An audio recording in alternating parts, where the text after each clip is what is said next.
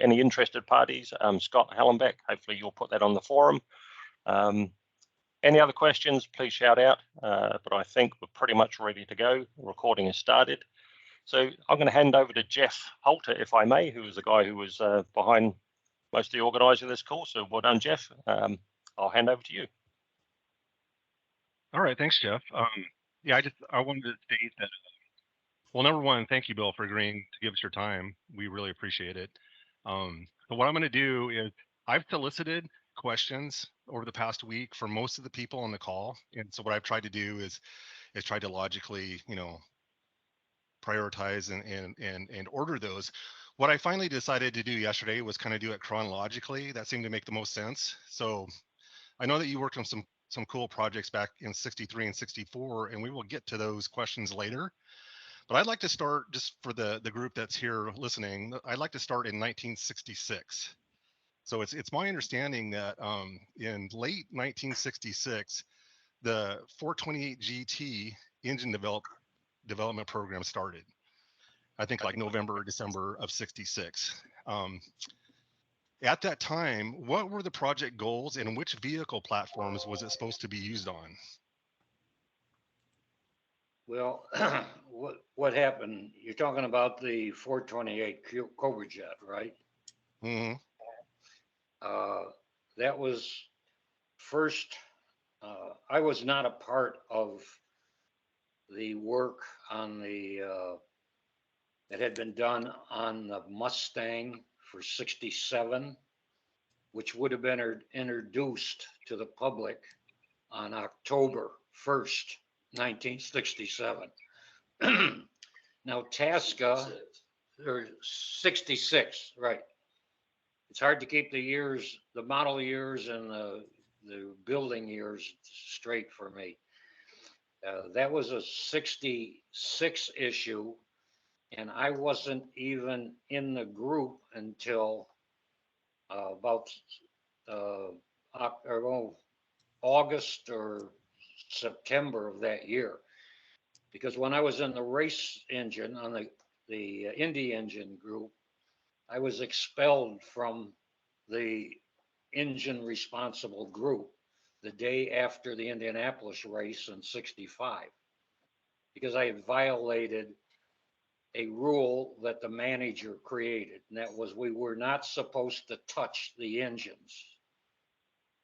And because they had been sold to the racers, and Mr. Scussel said, don't touch their engines because we don't have any more engines to replace them with. There was only 50 engines built that year. And I got sent to the cooling group of all places. It's like being exiled to hell. And I only got into the FE group after I caused a problem with the management and tell them I couldn't stand working in the cooling group because there's nothing to learn, nothing could change, and I just had to move out. And so they let me go, and the FE engine people said, well, we'll take them. We needed another head. So I moved over there, and I came in just at the time of the intro of the 67 Mustang, which went public on October 1st. Okay. But not Transu, it's a wrong name. But the Bopper, Big Bopper, Tasca, they got early engines. They got some engines built in April or in August, and they immediately modified. Bobby's car went out on, they were in Rhode Island is where Tasca was. And so Bob Tasca's son, took this brand new 67 with a 390 GT or whatever they called it. And he went out on the expressway behind the dealership, and the Chevys just beat him so bad he thought he was a drum. And that's when Tasca started aggravating Henry Ford and who was the president? Henry Ford was chairman of the board, and Iacocca was the president. And he was calling them every day. He said, "You got a new car. It's built for a bigger engine, and you put the same damn engine into the car that the last year's car had, and it doesn't run worth a shit." You know, was what it amounted to. Pardon my French. And so that's when the commotion started. But I was brand new to the the 390 group, and they didn't know what the hell to do. But because I had worked on the race engine, they came. The supervisor came out and said, "We're gonna designate you the principal engineer to fix this problem." And so we started pucking around with the junk we had to put on, and it took me a long time to learn what the real issue was, because it wasn't defined. And then when we found out what it was, one of the first things we did as a possible, it was suggested by the manager I worked for. He said, "Well, what about the 427?" And so myself and I had three people work for me, is what it amounted to. And we built some hydraulic tappet 427s to put in cars, and just to put them together and let it be evaluated. And then I got to understanding the depth of the problem, that the 390 cubic inch high output engine, and it was definitely not a high output engine. It just wasn't enough for the added weight of the car that had the larger engine compartment and more width to the car, more length, and more weight, which had been almost acceptable in the prior, the 65, 66 Mustang, but in the 67 Mustang, it just didn't do much. And so we piddled on that for a month and a half, and then it got down near the end of the year, and then I learned, I didn't even know at the time, that the 427 engine, the one with the side oiler oil delivery system, that was a late 66 thing for the race group. That's when I found out that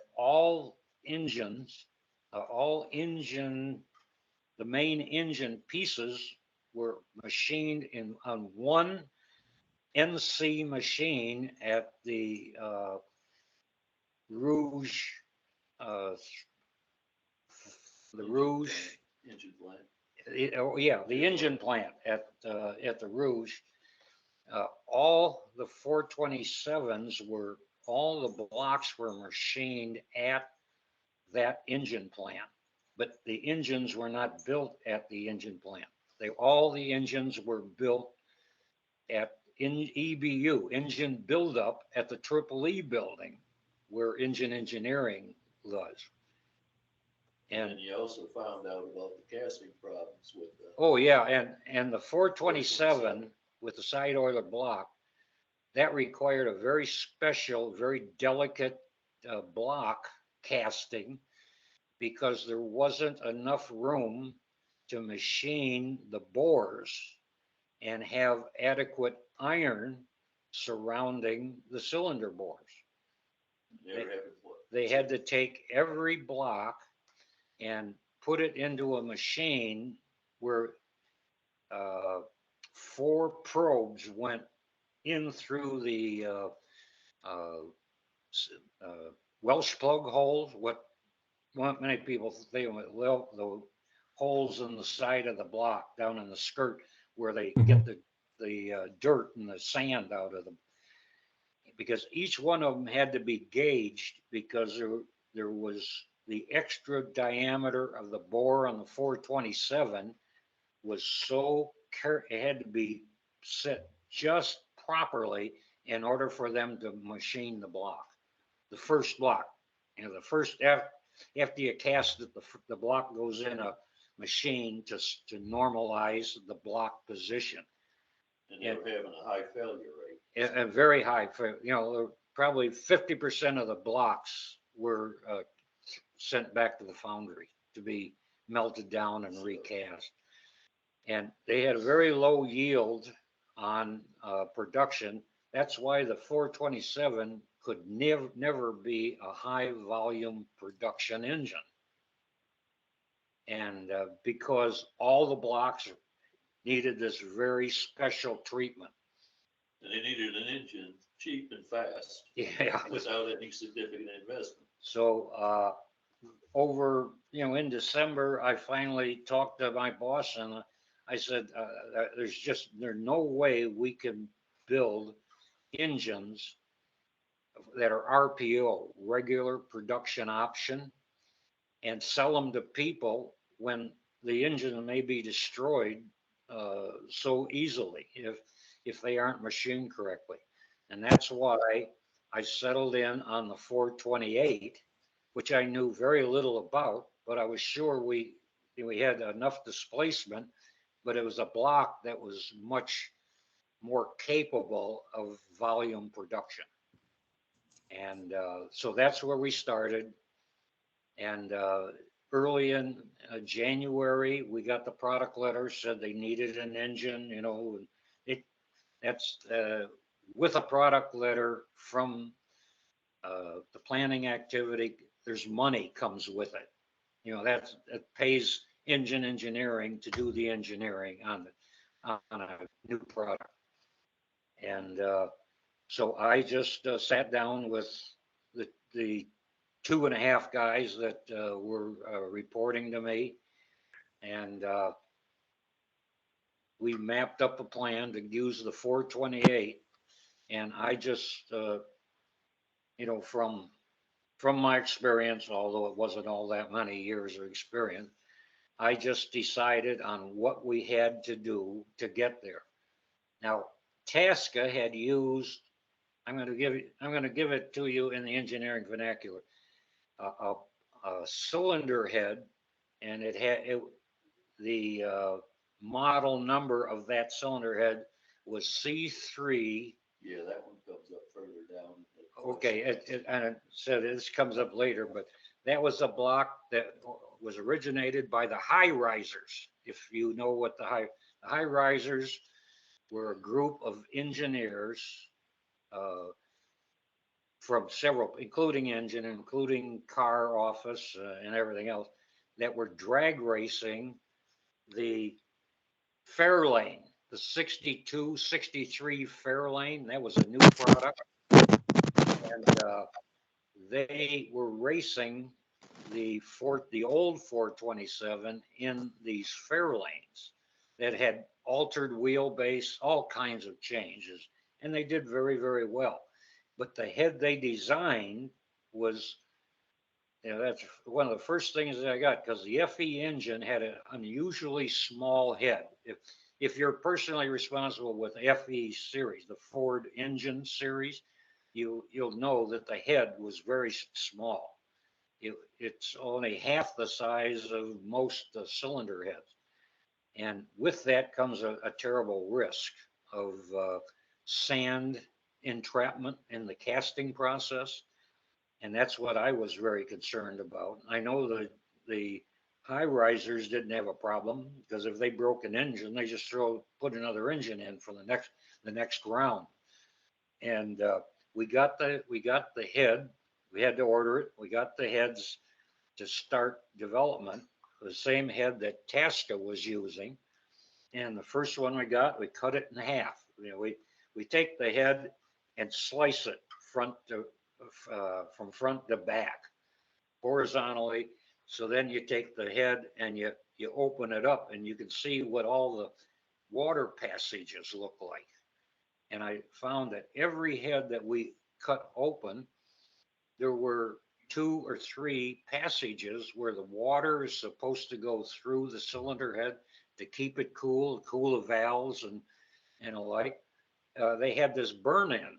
It's just a small hole, and the holes were full of sand, and it's permanent because it's all connected to the iron as it finally cooled. And you can't blow it out. You can't do anything with it. And that's when I realized we didn't have a head, but we created a head. That was one of my first objectives, is find out whether the head is valuable or usable. And the next thing was to design a head. And that was the very first thing we did, is redesign the C3, C4 AEH head to be a satisfactory product to sell a car to a person and it will live. And then I selected the other parts. The main parts that were changed to create the Cobra Jet, very frankly, was the cylinder head and the crankshaft. Well, the crankshaft was one, but the cylinder head, got to do a new cylinder head. I also specified that the crankshaft was going to be 90% nodularity, cast iron, but it's going to be 90% nodularity because there was going to be a manual transmission with the Cobra Jet. It wasn't named Cobra Jet at that time, but and with manual transmission, you always have to put some protection in so that the flywheel or something doesn't fail at high speed, because we were going very much. My plan was to get very much higher speeds than the production. All 428s until that time were used only in Ford and Lincoln, at Ford, Mercury, and Lincoln. That's the only place they were used, and they were all automatics. They never had a manual transmission 428 in a light car. And in order to match what Tasca said he was getting in the way of power, or their estimate, we had to go way up from 4,000 RPM. And that's where most 428 production cars in 70, 67 and the like would have had an automatic transmission. So I specified 90% nodularity on the crankshaft and on the flywheel, so that somebody, if he misses a shift, he doesn't unload the flywheel or the crankshaft, because the iron crankshaft wouldn't be suitable at those speeds. And as it turned out, the 428 crank and the flywheels never ever had a problem. Manufacturing hated it because they don't like to have to machine hard iron. But that's the way you make iron hard, is increase the nodularity.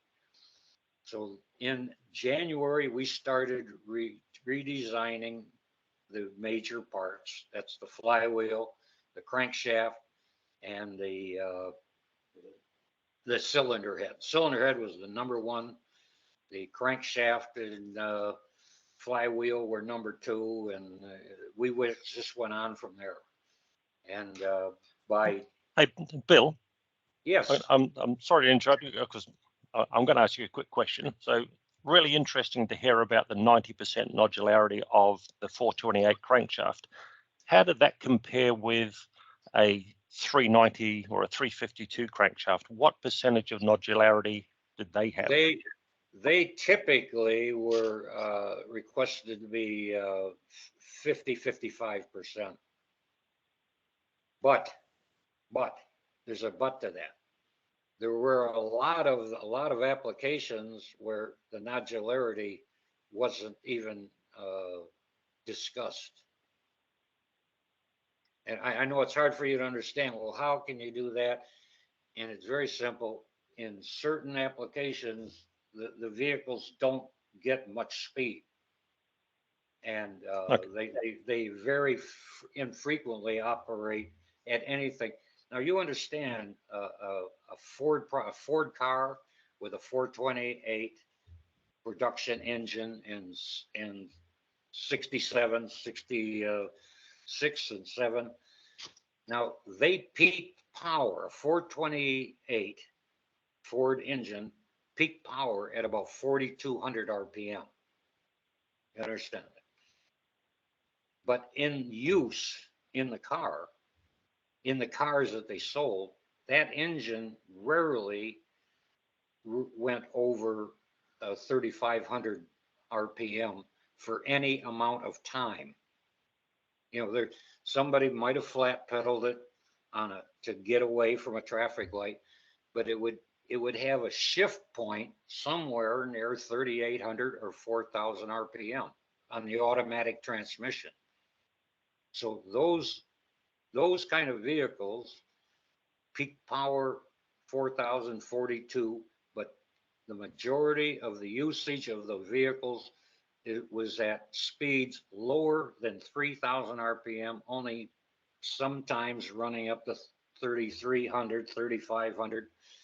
And that's why, in my mind, the Cobra Jet with a manual transmission, every other time it started, it was going to go to 65, 6,800 RPM in low gear.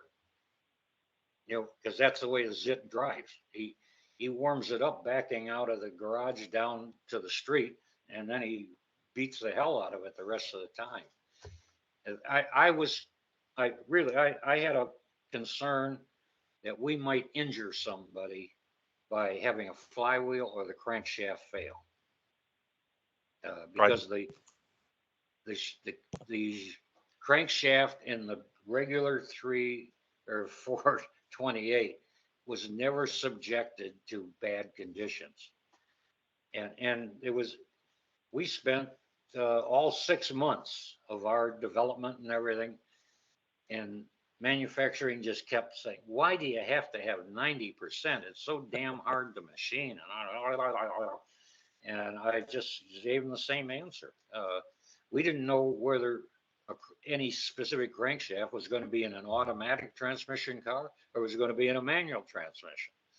And if it's going to be run hard with a manual transmission, the fellow that was responsible for crankshafts and engine engineering, he said, oh, you don't really need, he said, 55 or 70% will be all right.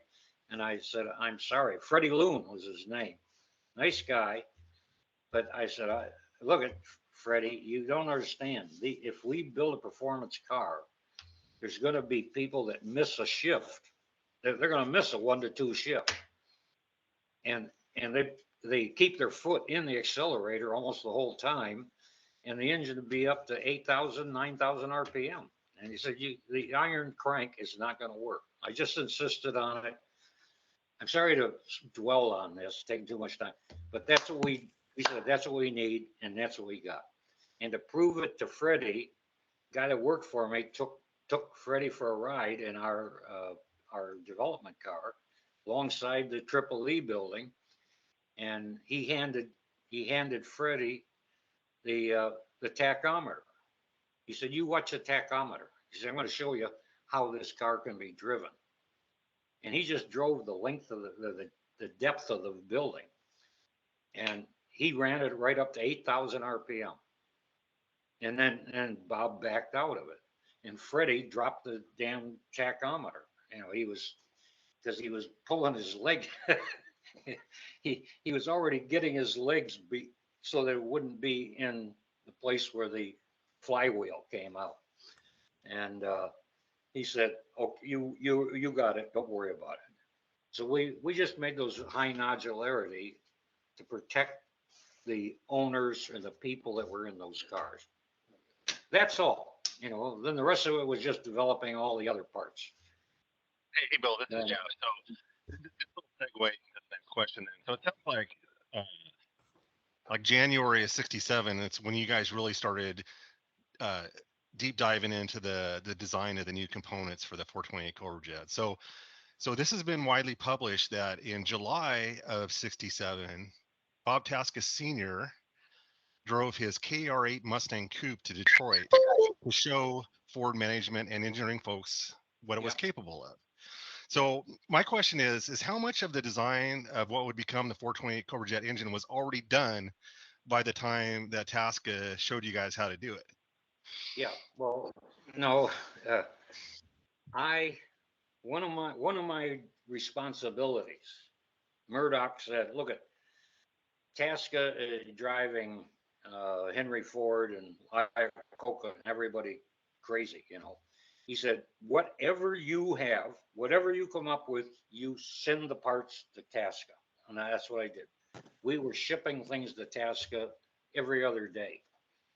And I was personally talking to Bob Tasca. I was also talking to his mechanic.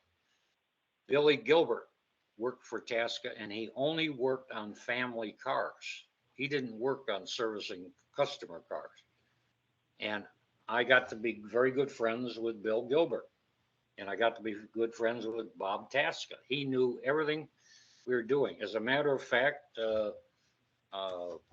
when we got a carburetor recommended to us by Dick Haroon at Holly Carburetor, and he suggested that we not use the 785 or 775 CFM carburetors, but we should use that carburetor and change the booster venturis where the fuel is actually delivered to the intake system. And he said it's a much better, this special thing, the special treat or thing that they created for the FE engine in the pickup truck. And he said it makes it drive much better.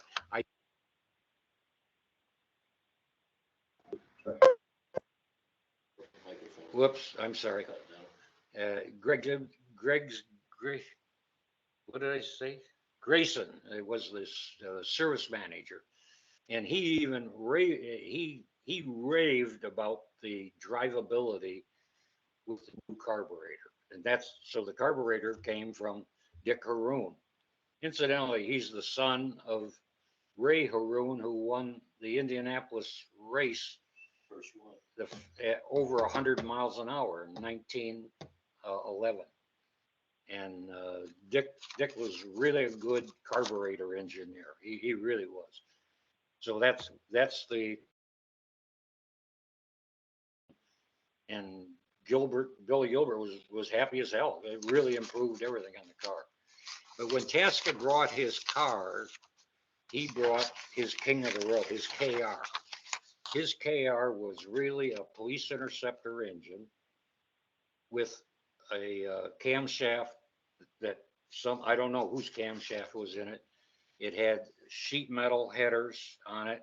You know, it didn't have cast iron exhaust manifolds, and but it was a police interceptor car, and it had the C3, C4 AEH head on it, and that's what they were running.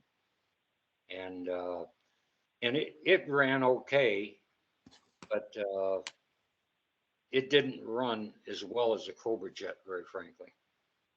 And when that magazine writer wrote the story about the Cobra Jet in one of the Buff magazines, it was referred to about Tasca's car, etc. But most of the performance. Careful touching that cable. Oh shit! I'm sorry. But most of the performance data that was relinquished really was Cobra Jet, the 420 Cobra Jet. We finished our development in May of 1977. 67. 67. 57. 60. 77. It was already the model year. 67. 67. What did I say? 77. No. No, this, the 67 Mustangs were already Yeah. on the road, Yeah, and that's what Tasca had, yeah. and that's what he was modifying in 67. We started development in January of 67, and by May, we knew where we were. Yeah. We Okay. knew that we had a 467 horsepower B curve engine. That's what we knew. And we only had a couple of cleanups, and one of them happened to be that right-hand exhaust manifold.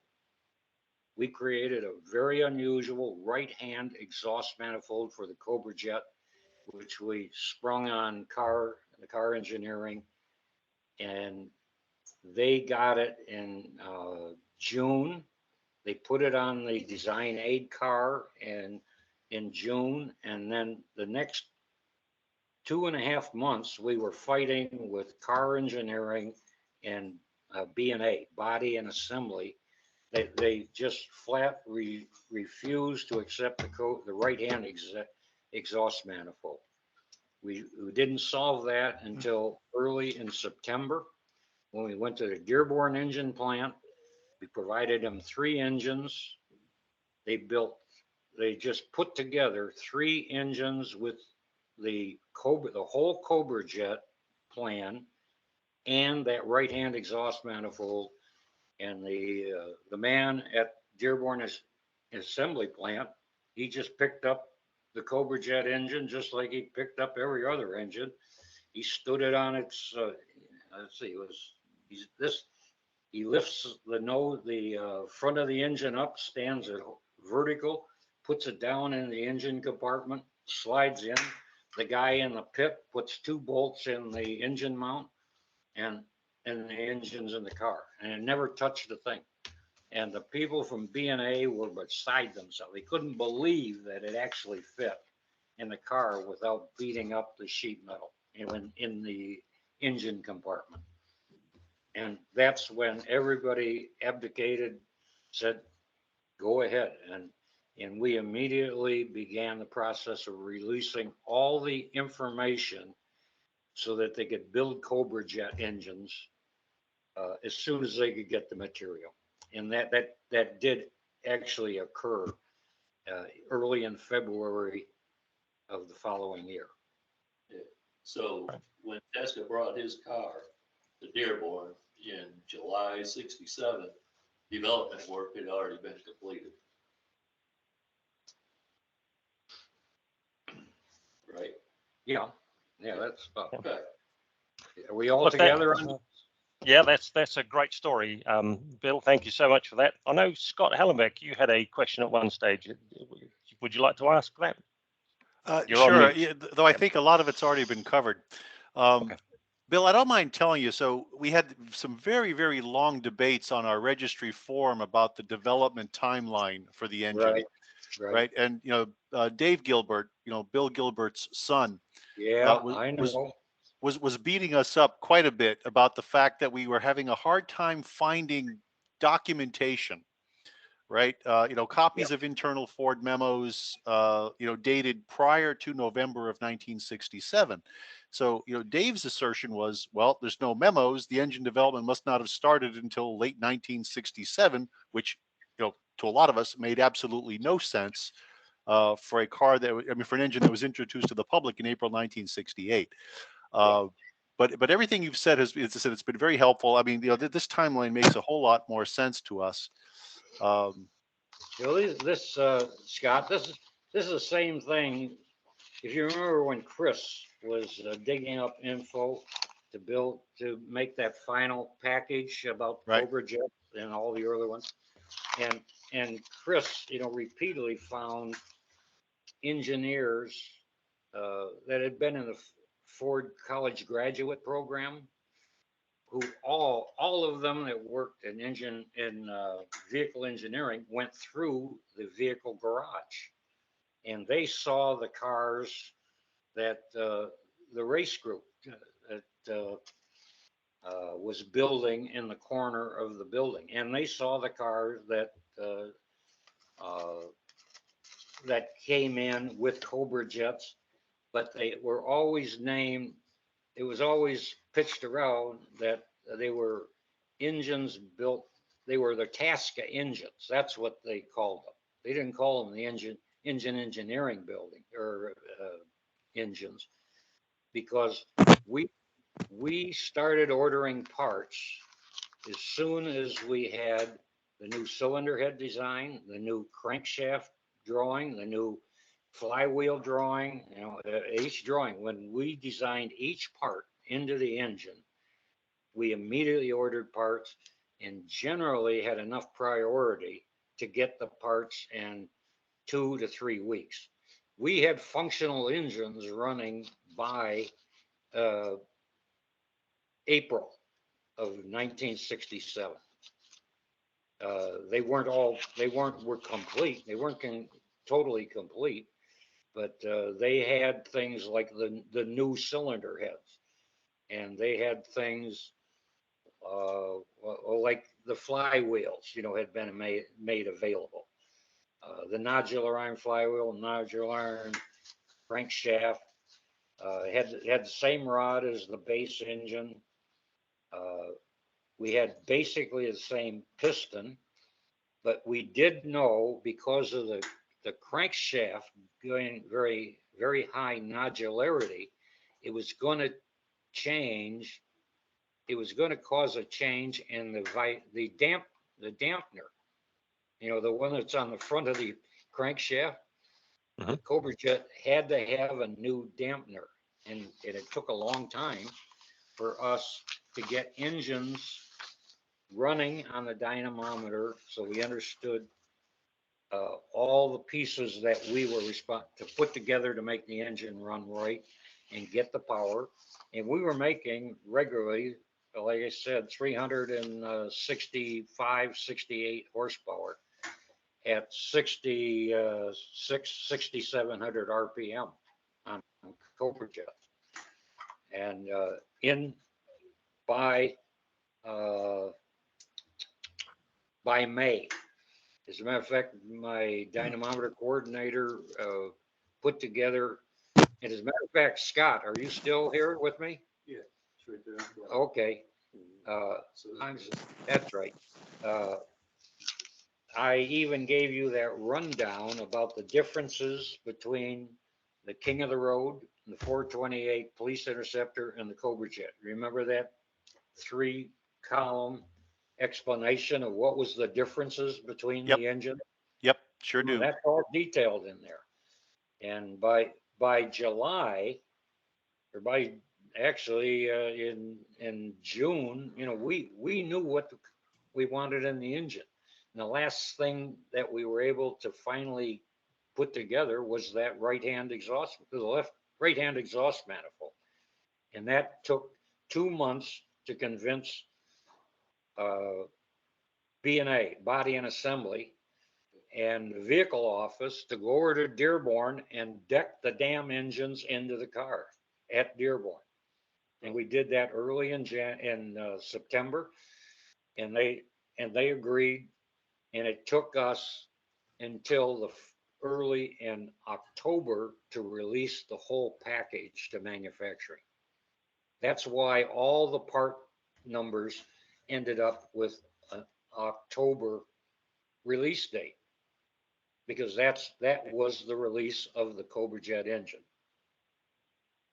This is Jeff again. I right now might be a good time to segue into. Apparently, there was the Arizona Proving Grounds. There was a car that was tested in the summer, and I know that Roger Logan. Roger, are you on the call? No, it doesn't appear so. Yes, I'm here. Yes. Yeah, Yes. did you want to go ahead and ask your specific questions? Because I know you had like very specific and several questions about that car, and I thought that was very interesting. So if you want to just go ahead and ask Bill your questions now. Can I just interject here that I think those GPAS tests were in September, not July. Maybe confusing. Okay. Dearborn testing with the GPAS testing out in Arizona that happened in September. Bill can correct me if I'm wrong there, but that was my understanding. Okay, you ready? Yeah, well, Chris says that he did some testing in Dearborn in July. Well, there was, yeah, they had cars. Car engineering had cars with Cobra Jet engines in them. And they were testing, and there was one car called, and it was the GPAS, General Product Acceptance Specification. And that was the red 67 Mustang notchback. That was with a manual transmission. That was the car that was the GPAS sign-off vehicle. And it wasn't ready to go with that new exhaust manifold and everything else until we ran out of weather in Michigan. And that's why the car was shipped to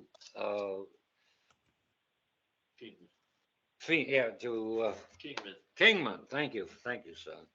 Yeah, Kingman, Arizona. That's where the Ford test track was, because they still had good weather.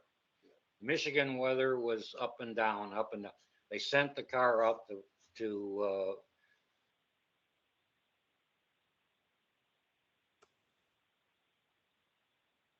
Oops. Okay, so Bill is unfortunately frozen or dropped out, but with a bit of luck, he'll be back. what happened? I don't know. Yeah, we lost Bill for a moment. Are we back? Hey, Bill. Yeah, you're back again. Okay. The last thing we heard was that you'd shipped the car out to Kingman in Arizona. And that was to do the warm weather testing, which we couldn't do in Michigan. Okay. So the car went out to that red Mustang. I always, and for the longest time, I was hoping to get a 428 Cobra Jet in a red Mustang notchback. But that was shipped out to Kingman, and they were running all the things the vehicle engineering and everybody that's participating to make sure that they were satisfied. And that's where they ran that magic 0 to 10 time, because in cars, there are two criteria, actually three for performance. One is called 0 to 4, 0 to 10, and the other one is TED. And TED is time exposed to danger. So while the car was out there to run that, and that's a 50 to 70 mile an hour acceleration. But while they were there, because the engineer that was always evaluating the cars for the guys that were coming up with ideas and calibration, Jumpy was out there with them, and the car ran a speed that nobody at Kingman had ever seen, 0 to 10. And that's the way they ran 797 feet, 0 to 10. And no car ever at Kingman had run like that. That's corrected. Now, they didn't run 797 at Kingman. They ran at Kingman corrected for temperature and air density. That's the way everything had to be corrected to a known. And Jumpy called me. He went to the office, and first thing he did, he called me. He said, I won't even tell you what he said. He said, you aren't going to effing believe this. He said, they just corrected the car and it ran 797 feet. 793. Okay. Well, Logan has questions about the car. Okay. The car was, Yeah. Okay. Oh, okay. Yeah. Hi, Bill. Yeah, I had listened to a couple more recordings that were sent to us within the last couple of days. Wanted to let you know I appreciated those, especially your story about the fluids engineering exam in college. That brought back some memories for me. And along the way, you did answer a lot of the questions I had already. I wanted to clarify, though, that the car at Kingman had the 428 Cobra Jet exhaust iron and 428 Cobra Jet exhaust pipes. Is that right? Yeah, it would have been what was expected to be used in production. That's right. Yeah, it didn't have Okay. headers. It didn't have headers. Right. It didn't have. It had exhaust pipes that went out at the rear bumper, not at the side of the car. Okay. Everything else that you had said the other night on the tape that we got, that covered most of it. The only other thing was from I'd heard about another pass car or a Dearborn test that ran 14.0 at 99.6. You mentioned that might have been an automatic car. I'd also heard that maybe it had lower level engine parts on it. And I didn't know if you knew anything about that. Okay, the only thing I know, remember the Dallenbach article? Right. And I can't remember, not the first one, but the second one. The one that he said he went to Dearborn. Well, the day he got to Dearborn, it was raining, and he didn't get to drive a Cobra Jet. He could drive it, but you couldn't do much with it because it was pouring down rain that day. So they fed him the numbers, and that's what he put in. And the number was 13.7 or 13.4 or something like that. And that was the manual transmission Cobra Jet. It was not the Tasca car. That was a Cobra Jet car. Okay, that's the one where he says something like fastest pure stock in the history of man or something. Exactly. That's the one when he even put my name in the damn article, as I recall, but that was, he went there to drive the car and he couldn't drive the car because it was pouring down rain. So they fed him the numbers and it was 13.47. I think that was Okay. 13.47. We're out of time. Hmm? Says we're maybe running out of time. Oh, was that right? Jeez, No, look, that's fine. I had originally booked it for an hour. I'm happy to let this run as long as you'd like to talk to us, Bill. So yeah, don't worry about that at all. Chris Teeling, I think you've got a question. Yes, and I asked this in writing, so maybe my question wasn't as clear, but I wanted to understand how the strike in the fall of '67 affected or production of the Cobra Jet. In other words, was the Cobra Jet initially scheduled? If the strike hadn't occurred, would it have been possible to produce it earlier than the spring of 1968? Or was that the well, intent? yeah, I guess it might have. I can't really speak to that, Chris. Okay.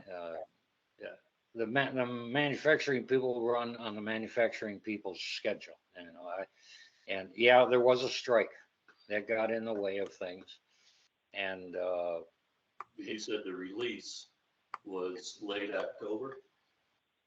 the what? The release of everything to begin. No, we by the at the worst, by the 10th or 12th of September, had all our information ready to go.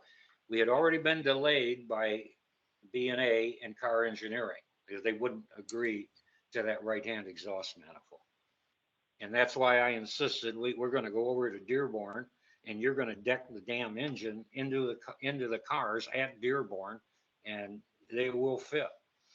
As a matter of fact, this is not for publication, but there's a fella that worked at Ford that lived 2 houses from me in in the, yeah, it's still, no, in the 70s we moved. But in 66, he lived 2 houses away and he worked at chassis engineering. And I had forgotten him. And my ex-wife was out visiting Bob and his wife several years later. And they were just talking about things at Ford. And Bob told this story about the Cobra jet. And he said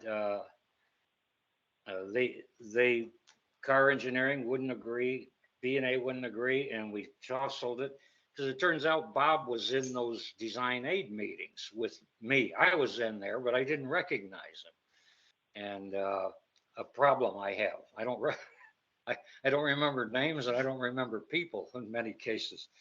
But he's telling this story, and then he finally, there's this discussion going on with the 2 ladies and Bob, and he finally said, if Barr says it'll fit, it'll fit. That's all Bob had to say, because he was referring to the Cobra jet right-hand exhaust manifold debacle that held us up for 2 months unnecessarily. Yeah, and then the strike got in the way, yeah, without a doubt. But it could have been earlier, particularly if we could have released in July or released in October or in August before the shutdown and the strike. It would have been earlier. That's all I know. Okay, that's really interesting. Good news. Scott, you've got a question. Sure, a relatively quick one, I hope. So, Bill, early on, you mentioned the 427 engine with hydraulic lifters. Yeah. Have you ever heard that described as a 427 Cobra jet? Nope. But I want you to understand, when Ford division or Lincoln Mercury division started ordering cars to be built prematurely, and there were a bunch of them built in December of 1970.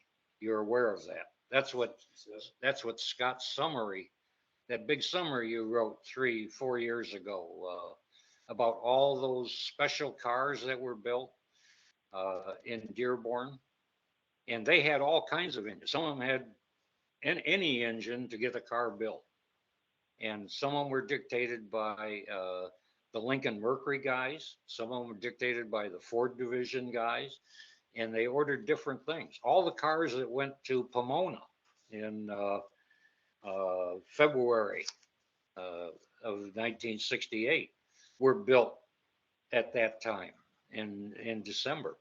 And then they were disseminated to all the people that were going to use them.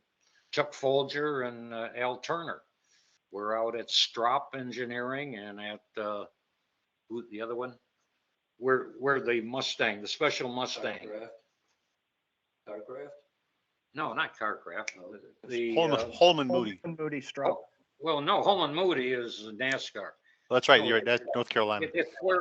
It's where the Mustangs were modified by Shelby at Shelby Engineering. They had a bunch of cars, and the other bunch was at Strop Engineering.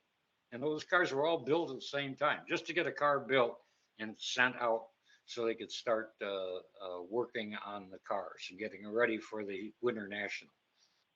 And as we know, right, Chris, the Mustang won the Winter National Super Stock Eliminator that year in '68, and that became part of the advertising. You know, that was the picture of the cars on the Ford service document, where it wasn't. Who the hell was the driver? Joniak. Joniak. Al Joniak was the driver. He won the Super Stock Eliminator, And 2 days later, Chuck Folger and Al Turner showed up in my office at the Triple E building and put the trophy on my desk from these Winter National. I held that for about 6 years, and then we finally gave it to Bob Snyder's son, who had just won a drag race at Detroit Dragway with he had a 60s or 72 or 3 car, name of which I can't remember, like everything else. And it had a 302 Cobra jet, which none of you guys have ever heard about.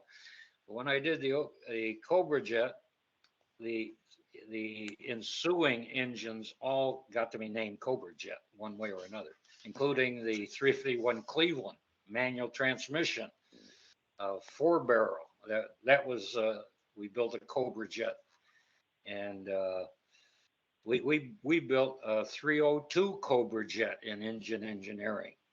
And Bob Snyder ended up with the engine, so he put it in his kid's car, and his kid finally won a race at Detroit Dragway, and we gave him the Winter National trophy with the name changed. Yeah, for what it's worth, Bill, you may remember you gave me the nameplate for that trophy. Yeah, We did reunite it with the car. you did. Okay. Yep. Any rate, yeah, that was a great time. There's no Excellent. doubt about it. And then Jeff, I think oh, sorry. So big pen fun, Bill, carry on. Then they bounced you to work on 302, you said. okay, you want to talk about 302? Yeah, we got a couple more 428 questions coming. Okay. Yep. All right. Yeah, Jeff, I think you've got a question, and then we'll get on to you, Roger. Yeah, so there's a guy named Jay Brown who spent several years testing FE intake manifolds, and he has his own dynamometer, which is amazing. And he very methodically went through and tested several different FE intake manifolds and documented their performance. And he was pleasantly surprised that the 428 Cobra Jet cast iron intake manifold was one of the best performers out of Yeah, that's all right. the intake manifold that he tested. So what was it about that intake manifold that made it such a good performer? Well, that was one of the changes. We decided to whoops, push it back. Yeah. There you go. Well, I must. Now the light's in the way. Is that too bright for everybody? That's fine. Okay, yeah, that's absolutely right. The intake manifold in a Cobra jet was all new, and of course, Tasca and everybody else said, "Well, why don't you just use the aluminum manifold?" Because I didn't want to use the aluminum manifold. It doesn't work worth a shit. Or pardon my French. You remember the police interceptor, or the regular aluminum manifold for a FE? There were 2 bathtub holes in it, you know, the left and the right side of the carburetor. It wasn't just a hole that went down into the runners. It was just a slot.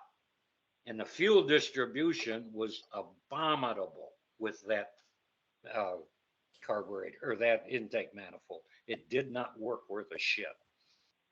Now, because it was aluminum, a lot of people grabbed one and put it on the car because it was lighter.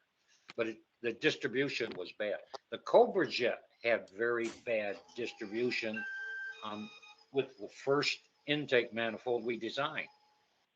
And the fuel distribution to the rear cylinders was particularly bad.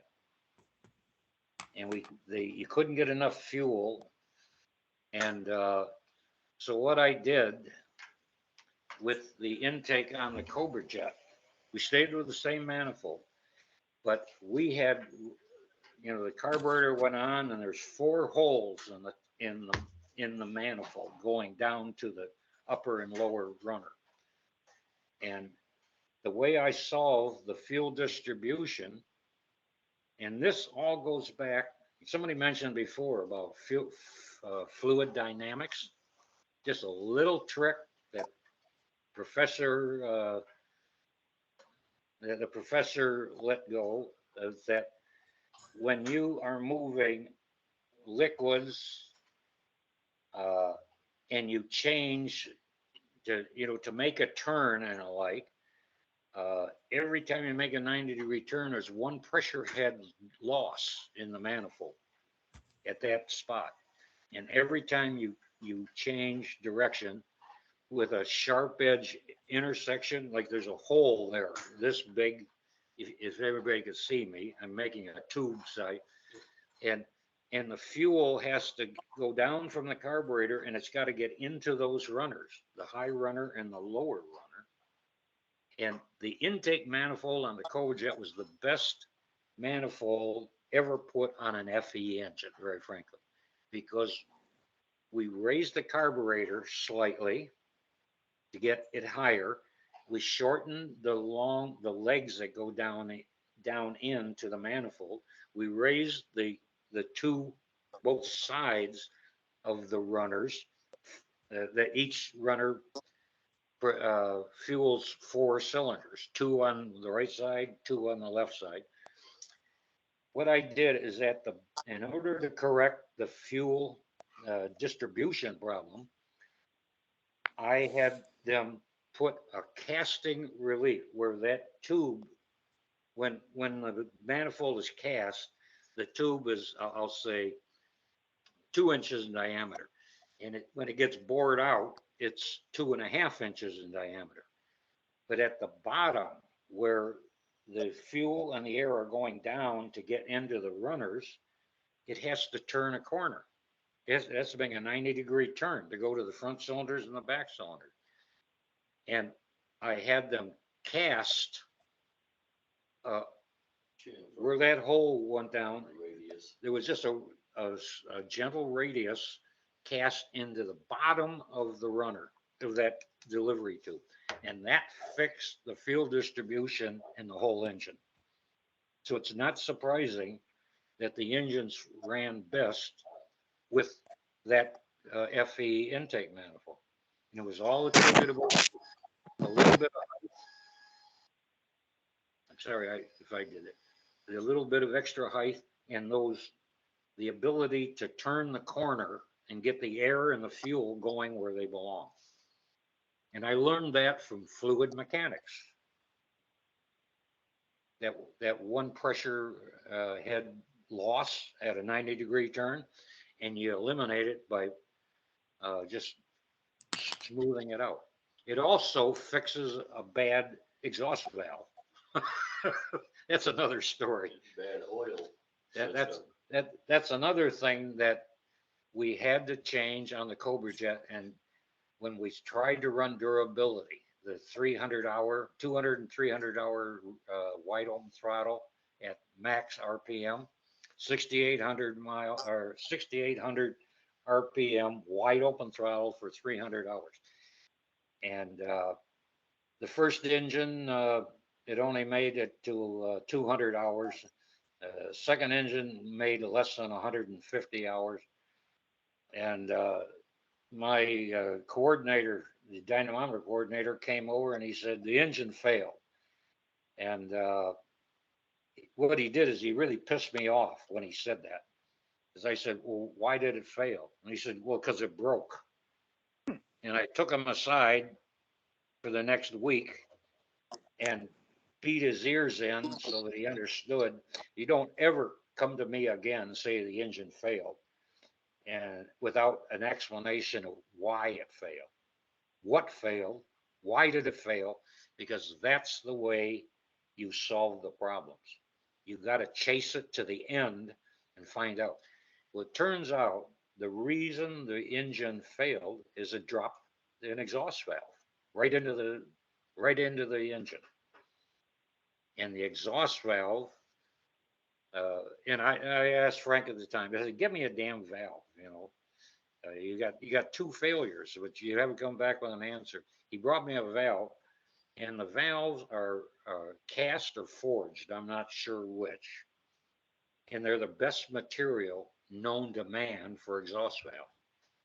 And, but when they cast the intake and exhaust valve, the valve itself, they cast the head, the face of the valve facing into the cylinder and the backside, and that rises up, but you get to a certain point at which the valve has to go up into the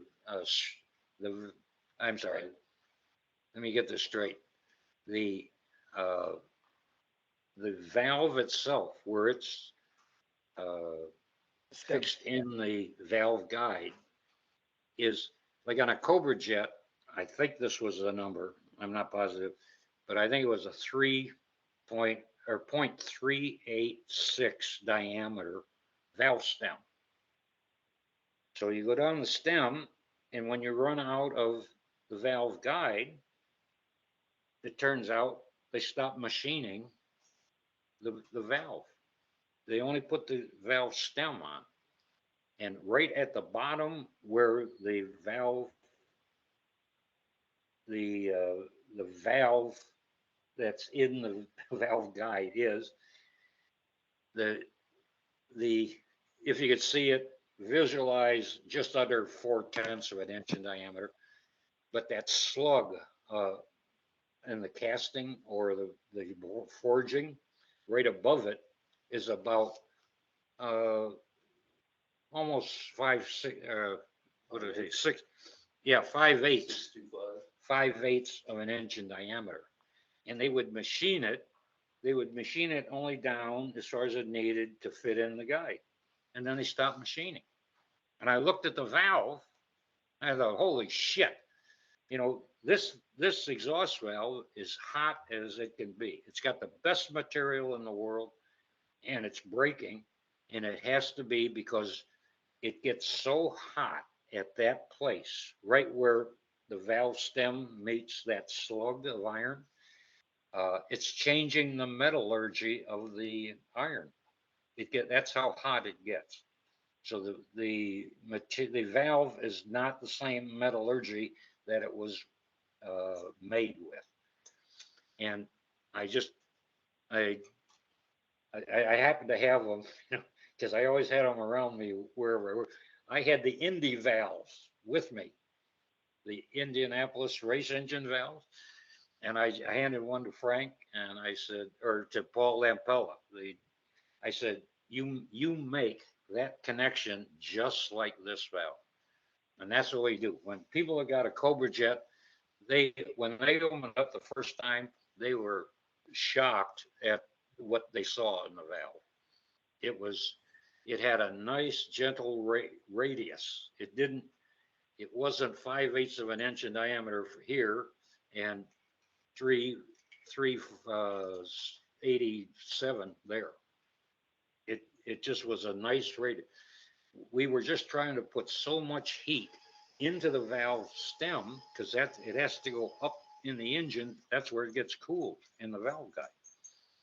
So we took that out of there. We took that obstruction to the heat flow, and that fixed the problem. So that's why Cobra jets had beautiful valves. And as long as we were at it, that's why we made it a 30-degree seat to boot.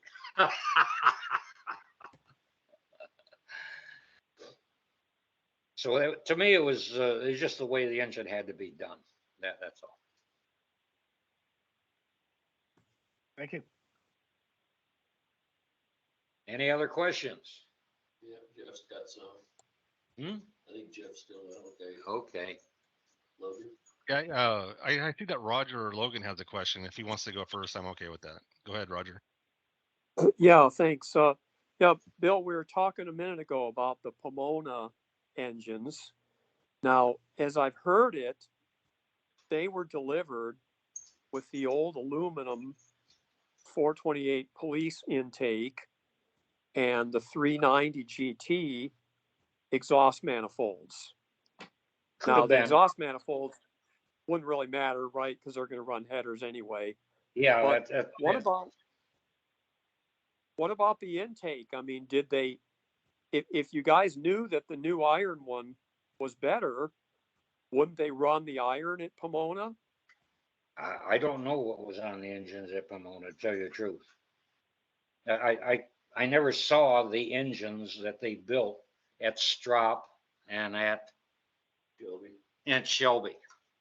I never saw those engines. Only Chuck Folger and Al Turner, you know.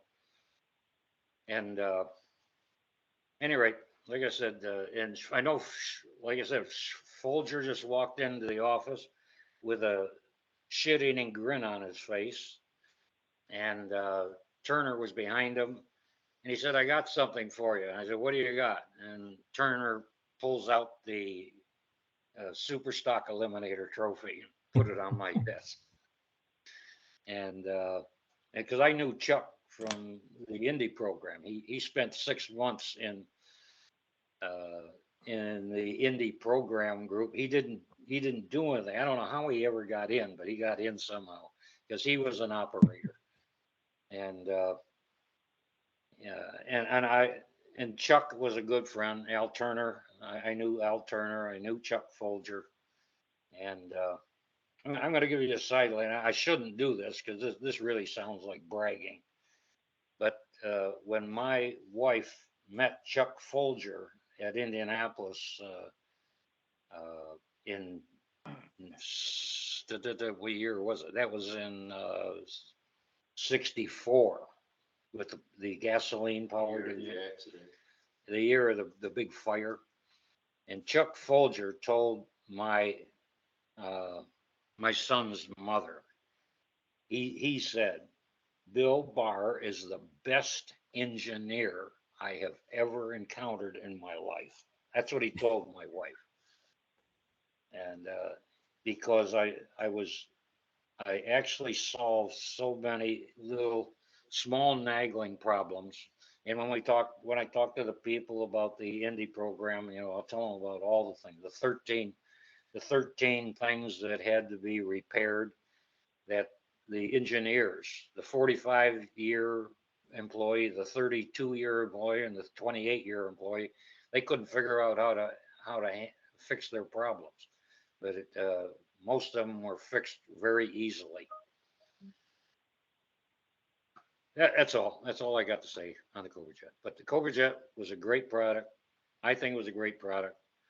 Even at the 50th anniversary reunion at there in Ohio, you know, I was talking to two fellas. I don't know if it was Pete and Joe or Sam and Agnes or what it is, but I was just talking to two guys, and two other people came and sat next to me at the small bar. And I was telling these guys how engines run. And this is going to be something that's probably going to surprise you, but it took me a long time being a dynamometer, sitting in the lab, watching the power on the beam and everything, to understand why when we ran all the data to figure out what is required of the carburetor to drive well and all those things. And it was always, 14-to-1 fuel air ratio is the right ratio, except it isn't the right ratio at wide open throttle. Did you know that? Anybody? Because wide open throttle power is always best at 12-to-1 fuel air ratio, or 12.5-to-1. That's where the power peaks. And I, for the life of me, couldn't really understand it until I thought about it for the longest time. The extra fuel actually is cooling the fuel air mixture in the cylinder. And the extra power is because the base temperature of the reaction that you're going to fire after you compress it, that's what created the extra power. That's why wide open throttle requires more fuel than road load. But it's a fact. It cools. In thermodynamics, the base temperature in the reaction is the secret. You get that as cool as it has, and then when you react it, you get more power out of it. That's the only explanation I can come up with. But that's my belief. You always run a 12-to-1 ratio. At wide open throttle, the correct ratio is 12 and a half to 1. That's why they had the FT boosters. Hmm? Is that why they had the FT boosters? Well, it just it just was extra fuel, which doesn't go in. It goes there to burn, but the first thing is it does, the extra fuel cools the mixture that you've trapped with when the intake valve closes. That's what it's doing. The extra fuel, it's more than necessary to burn, but that extra fuel has to be absorbing temperature. And that's why it lowers the temperature, the base temperature, and a thermodynamic reaction. And the power went up, just sure as hell. If you try to run wide open throttle at 14 to 1, the engine is really laboring. And you make it stronger by putting in more fuel. It's just that simple. And fuel air ratio, is a very delicate thing.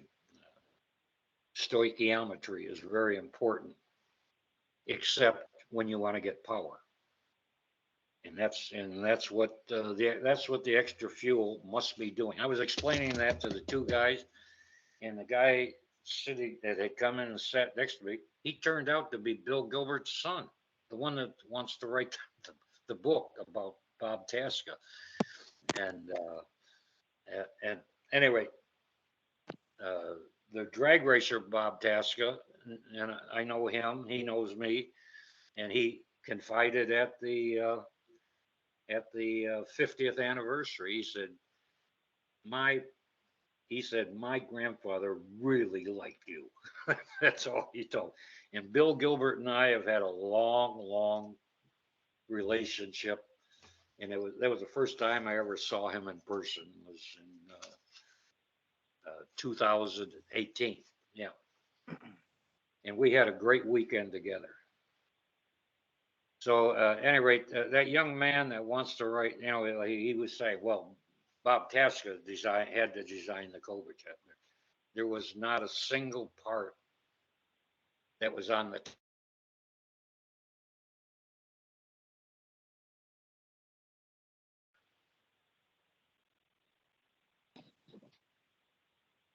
Any other questions on Cobra Jets? I did have one. I had a couple different people this past week that are very knowledgeable about 428 Cobra Jet history. Want to know what the difference is, and you may or may not know this because I think you're working on the Boss 302 program by this time, but at the very start of production, there was a change to the 428 Cobra Jet intake manifold. I have it here in my notes. It went from a -A to a -C. And were you involved in that change at all, or do you know what was specifically different? I think it may be that that relief that I talked about in the down, the down tubes from the carburetor. See, the aluminum manifold, like I said, had two bathtub. If you're looking down, it was like two bathtubs, the left side and the right side. And the problem with that is the fuel just didn't know where to go. It came out of a hole into a big opening, and then it had to go someplace. And I think it had to be one of two things. One possibility was the height of the carburetor I mentioned. The manifold was a little bit higher than the prior. Whoops. Hold on. Oh, shit. I touched this. No, Excellent. Okay. I'm sorry. You're good. I keep my hands in my mouth. But I think it was probably had to do, it might even have had to do with some of the air cleaners. And I'm going to say that because that Cobra Jet product created more air cleaner possibilities than any other engine ever. There were it got to a number, something around 13 or 14 different air cleaner arrangements. They had, and there was also the one, there was a hood scoop on the hood to get the air right into the top of the carburetor. There was the standard one, just a big bowl with dual intakes, one left, one right.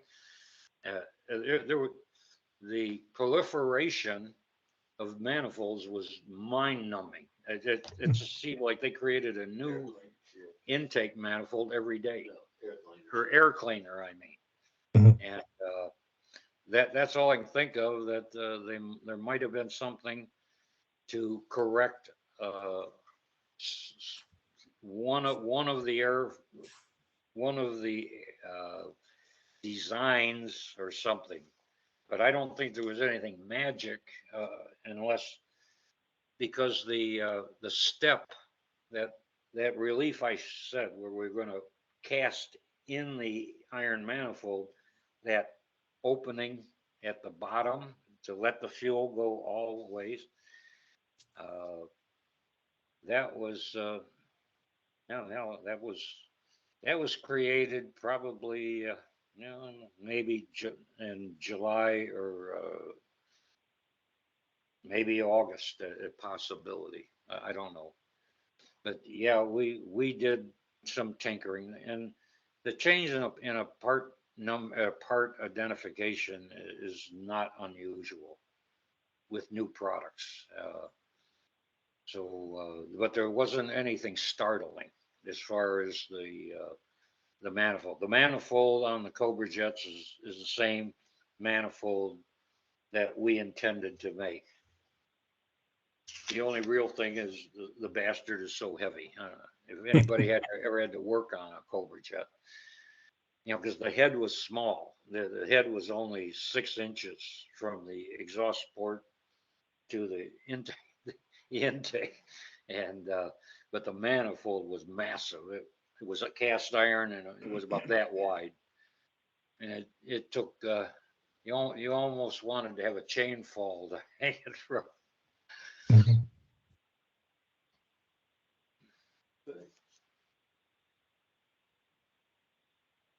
Can I say something? Sure. This is for anybody and everybody. I hope everybody's here. In the list of issues that Chris had put together and summed it up, there were several people that had questions about Indy engines. Yeah, that came from a bunch of people. Huh? Those came from several different people. And the Cobra Jet and the Boss 302.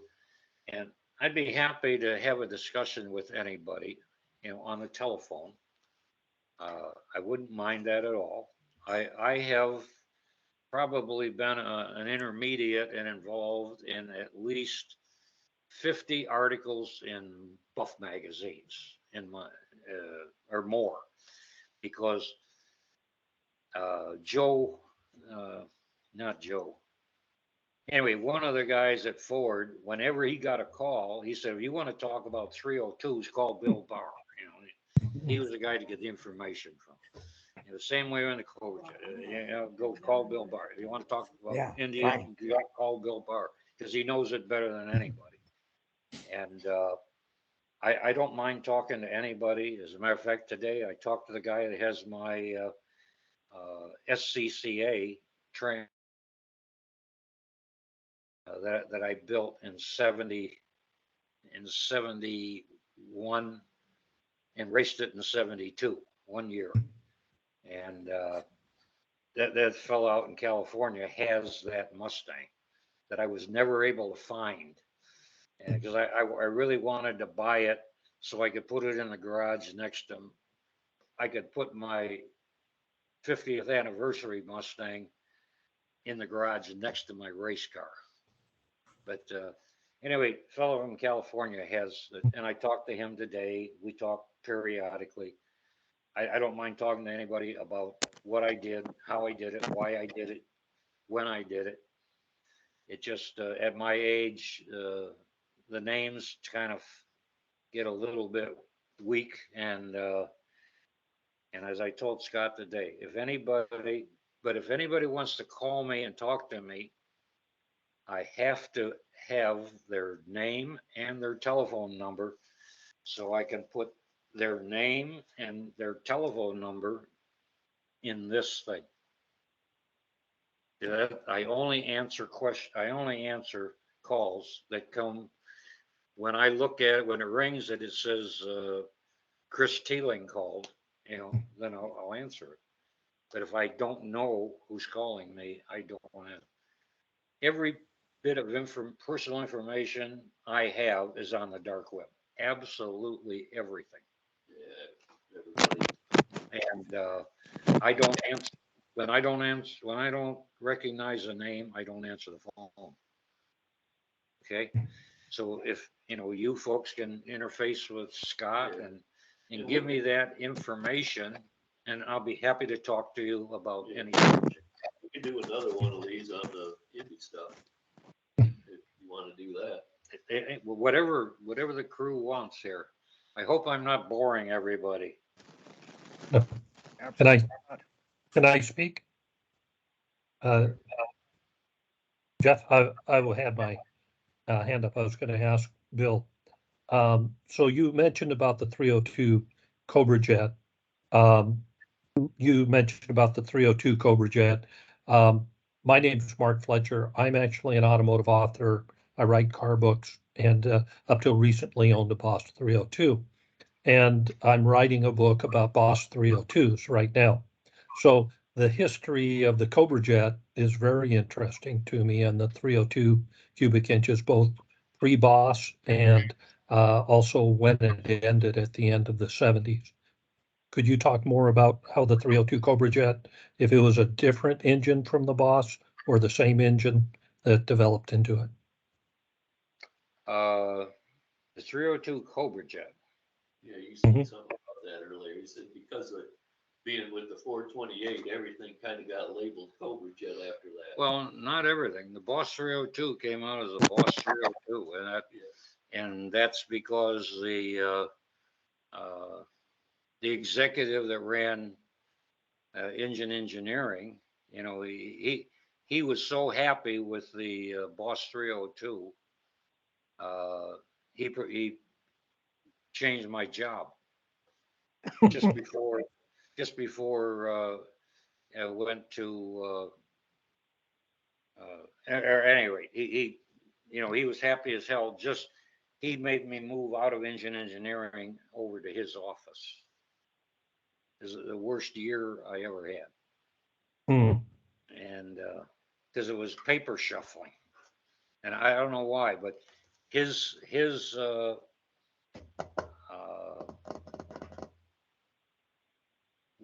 with like, oh shit.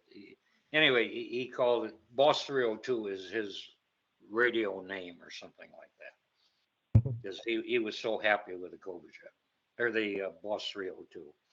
And but I guess when I did the 428,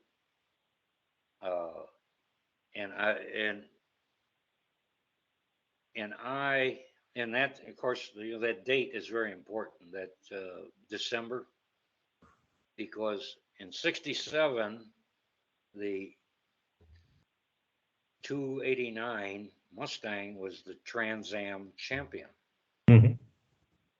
And engine engineering in the race group had 3 years to develop the 302, which was going to go into the Mustang in '68. The larger engine compartment, all that bullshit.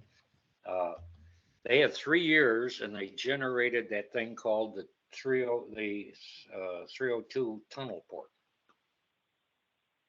And the tunnel port engine was just junk. It was plain ordinary junk. And the Mustangs didn't even finish second in Trans Am in '68. And as a coincidental thing, in '66, I was down in engine buildup in the Triple E building, and I saw the new engine. I saw the new Cleveland 351 cubic inch engine, the 4V high performance model and the 2V economy model. And I was looking at the Cleveland, that new Cleveland engine that was going to be built at the Cleveland engine plant.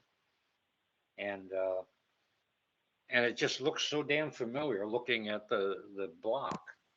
And I went over to there was a parts room next to EBU. And I said, give me a 302 a gasket, intake gasket. And I walked over there and I put the damn gasket on that 351 Cleveland, the new engine that was going to debut in 1970. And the 302 head gasket demonstrated that the bore spacing, cylinder bore spacing and the diameter was the same on the 302 as it was on the Cleveland 4V engine.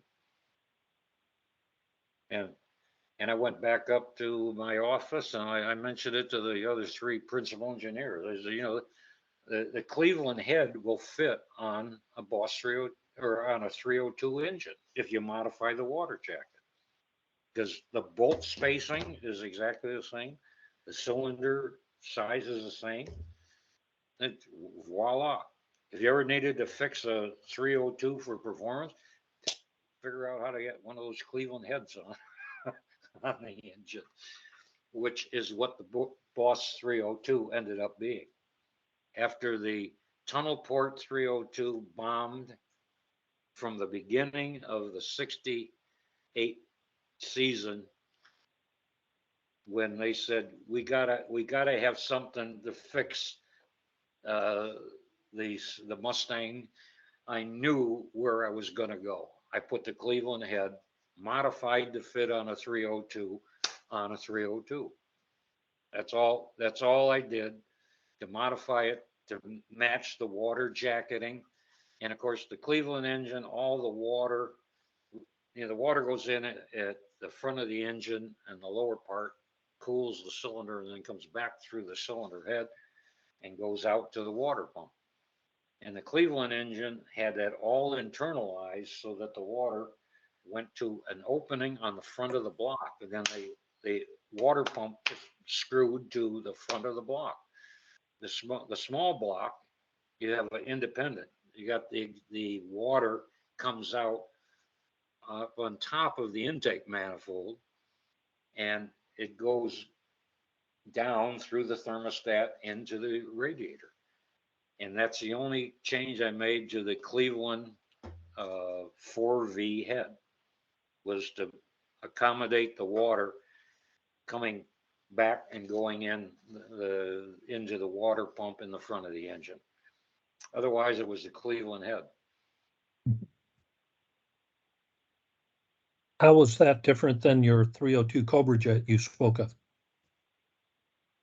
Well, I never worked on a 302 Cobra Jet. We did build the 428, the 70 model for the 70, and actually it came out in the 71 351 Cleveland product. Okay. And but they called it the 351 4V. They didn't call it a Cobra Jet, but it's considered by the Cobra Jet people, the people that, you know, when we went to the reunion at there in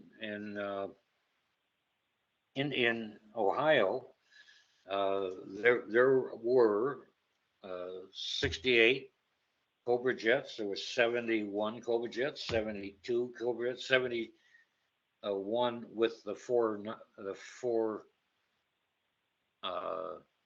the Ford, 480, 429. 440, yeah, Ford, that's right, 429.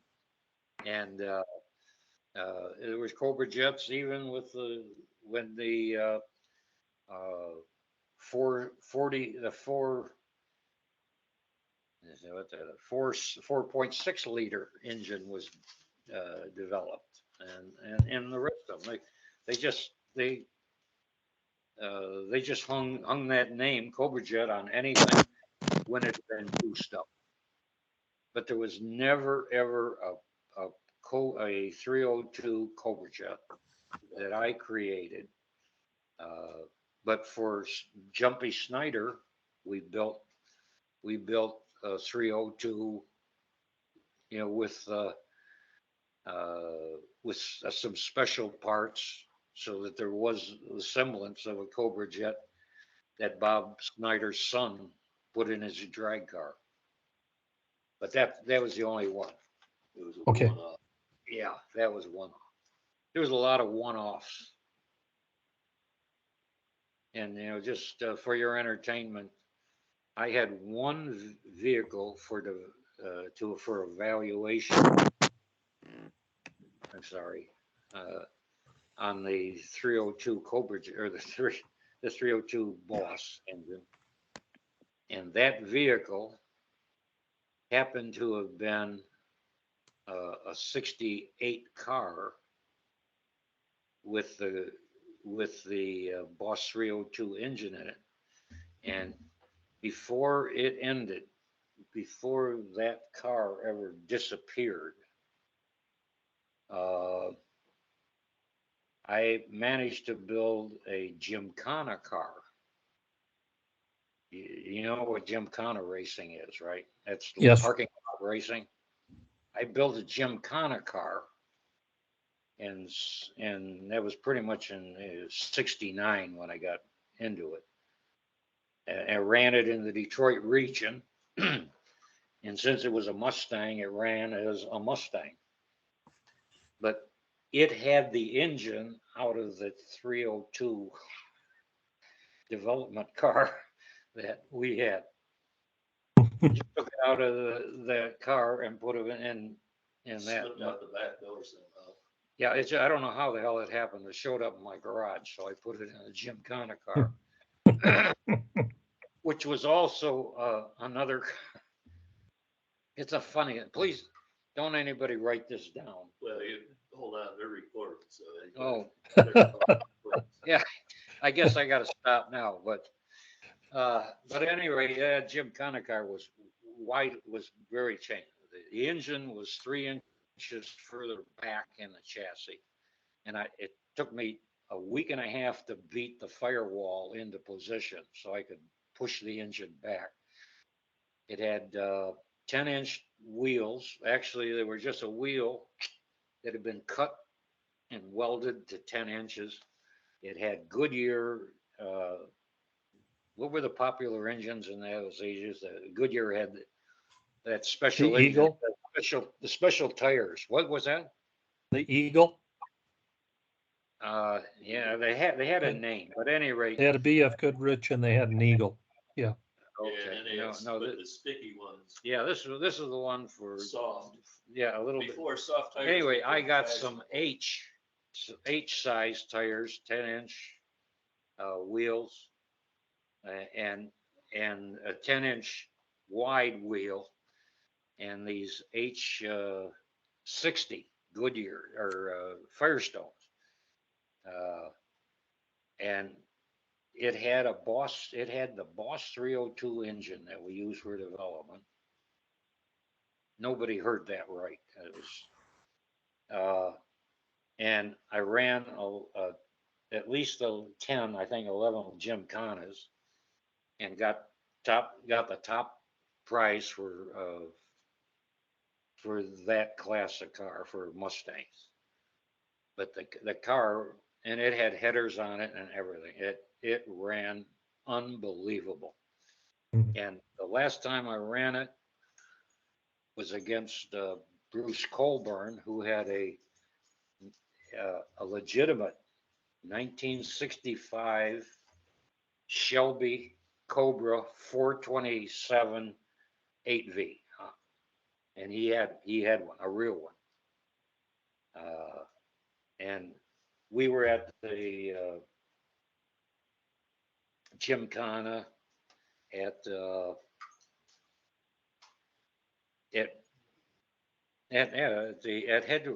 Ford headquarters. Then we loaded up and we went out to outside of Detroit, a mile outside of Detroit, and it was a GM plant where they ran a dual Kana, and a dual Kana was an identical pattern for what you had to do, but was mirror image. And Bruce and I we were late getting there. And they said, well, why don't you, go ahead. So I had to race Bruce Camburn, and he's got his 8V 427 Shelby Cobra, 1960, 65 or 66. I'm not sure which, but he had the whole shooting match. And Bruce shouldn't drive Gymkhana cars because his reaction times, you almost need a slow watch to get him to move. But he was running against my car, a 302, and I whacked him on both courses. Took him down on. I had the best course to start with. I started and it was that way instead of going backward. But the return was just as good. So I beat him. The next Wednesday, I looked in that magazine that lists cars for sale, and Bruce Camburn's Cobra was in there for $8,000. And I wish the hell I had $8,000. I would have bought the damn car from him. All right, I'll keep my mouth shut for a while. Well, he said he overpowered it off the line. Oh yeah, he about wore out the tires trying to get it underway. It wasn't because my Mustang was that good with a 302, but yeah, Bruce, he had to be sweating by the bucket, because they started you with a light, a single light in between the two lanes, and Bruce must have been shaking in his underwear, but he was so embarrassed he put the car in up for sale, but he never did sell it. He had offers, but he never sold it. Yeah. Not hearing you, Jeff Coleman. I'll try again. Okay, sorry, apologies. Bill, you've been talking for 2 hours. It is riveting to hear you. How are you going? Are you getting tired? I just wanted to check that after 2 hours you're still okay, or do you want a break? No, I'm fine. I'm not needing anything. In a minute I can get a drink of water or something, but I'm not wiped out. Okay, well that's good. I'm just checking. So yeah, call out if you are. I appreciate the question, but no, I don't have a problem. The problem I got is from the accident I had 3 years ago. I fell out of a tree. I fell off a ladder trying to trim my son's tree, and I got some badass things going on in the lower part of my body, and one of them is the sciatic nerve has got a big problem, and I got to keep two spots that I can't sit down on a hard surface. That doesn't. I'm fine. I'm really fine. Well, that's good. Just let us know when you need a break, or you want to get a glass of water, or you'd like to reconvene another day. We're very happy you're spending this time with us. So like Roger, I think you've got a question. Yes. Hi, Bill. Hello. It's Roger Parlett. I worked in the PAS engine group testing your car. I see. And I was lucky enough to buy one of the 50 lightweight cars that you Oh, yeah, that yeah. you make. The only problem is I found out the negatives about that aluminum intake manifold I ended up with. But anyway, I wanted to thank you so much for giving us all this time and this history. And your memory is remarkable. Yeah, but I can't remember my name. well, we'll take care of that for you. Yeah, it's just, for some reason, that stuff stuck. And Okay. yeah, I do have better than some people's recall. Yeah. So don't ask me where I put something 2 Okay. seconds ago. Or the car keys. Yeah, Okay. I got One other quick question. CRS problem right up my ass. Yeah. I worked with Jumpy Snyder, Oh, you who is a did? character. Yeah, right. If you were in the vehicle garage, that's Yeah. where. Now, Yeah. were you aware that he built up a 390 with the Cobra Jet parts? Yeah, yeah. Yeah. You know, what people don't understand, they said the 390 was just nothing, and the Cobra Jet was so strong. I want to give you some detail, you know, if you'll bear with me. You know, the camshaft in the Cobra Jet is exactly as the camshaft was in the 390. That camshaft is one of the best camshafts that has ever been made for a street vehicle. And the Cobra Jet used exactly the same camshaft profile. Yeah. And every time it's used, the 1971 351 Cleveland HO, or what HO, is that what the Ford called them? Well, it was the Cleveland 4V, but it was, well, it was only known Cobra Jet, but not on the car. It was the other. But at any rate, they all have the same camshaft profile. It is one of the finest profiles you could possibly have for a car on the street. That's no shit. It just always worked. That we built a 302 Cobra Jet. It had the same camshaft in it, the same profile, not the same camshaft. Right. But it had the same valve lift, everything the same. Is that the engine you built for the guy that ran drag racing in town? Yeah, for Jumpy's car, you know, for Jumpy's son's car, it's the same thing. We just put that camshaft. The thing is marvelous because it's nice to be able to drive it on the street, and it's very tame. And I remember somebody, this was a magazine article. He said the Cobra Jet, and I know Dahlquist raved about the Cobra Jet because he got to drive a Cobra Jet, but he just couldn't muscle it. And when I talked to him, he said, you know, that car, he said you couldn't really leave it in fourth gear, but you could leave it in third gear and drive around in Detroit all day long and not have to change the change the gear you were in. He said it was such an enjoyable car to drive when you weren't trying to muscle it because it was so smooth. And that camshaft was just miraculous.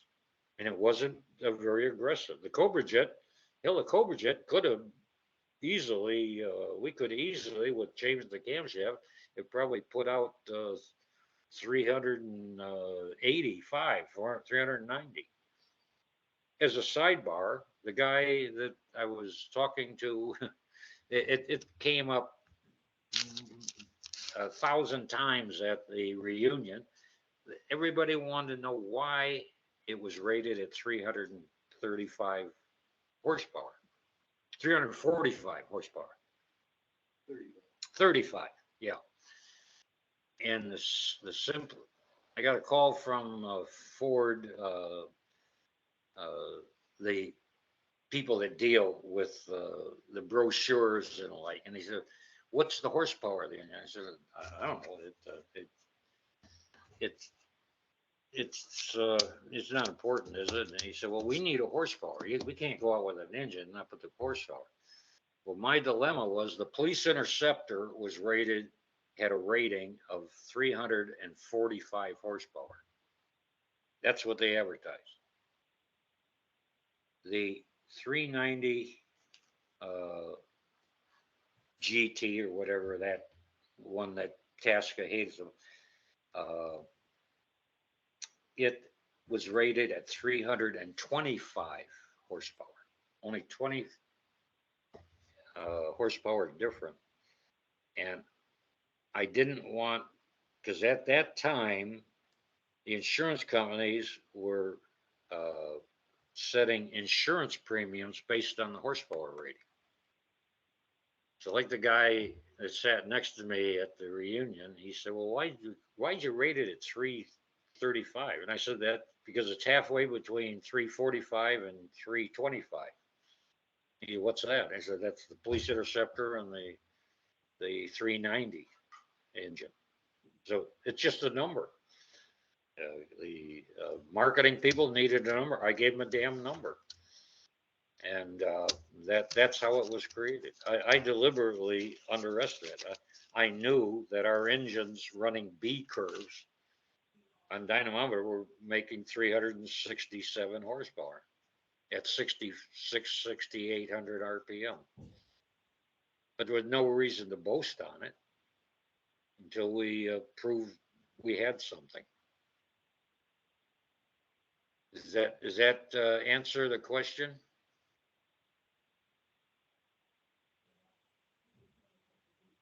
Yeah, I think so. So, Jeff, I think you've got another question. Yes, thank you. So back on the Cleveland engines, did you work on the Boss 351 engine program? The 351. No. I'm trying to get dialed back in time. 351. Oh, that the Cleveland engine you mean, right? Correct. Yeah. They made a Boss 351. Yeah, but that was done by a special group, and this was really interesting to me. A special group, they relocated them 15 miles away from the Triple E building, and they created the 1971 351 Boss. They created it. And I did go over there and talk with a couple of the guys because I knew some of the guys that was working there. I went and talked with them, but I had no part in the 351 Boss engine, and they had a funny road to hoe. That had to be the low compression. You know, remember 71 is when compression ratios went from whatever, from 10 to 1 to 8 to 1, because the lead was coming out of the fuel. And I did work on that problem. When they went to that, the engines were having terrible problems. Those are the engines you couldn't shut off. You shut off the key and, you know, boom, boom, boom, boom, boom. It kept running until it got to the point where, and that's when the engine ran backwards. And that's I got stuck in the wind tunnel coming up with the fix for cars that wouldn't stop running. And it turned out the solution was retard the camshaft 4 crank degrees, 2 degrees on the cam. And so that's how almost everything in 71, 72 had retarded the camshaft timing to fix the cars from after run, turn the key off, and it keeps humping, and all that. What percentage of power did it take? It took some, as a matter of fact, we were trying to figure out a way to make the thing stop running when you turned it off.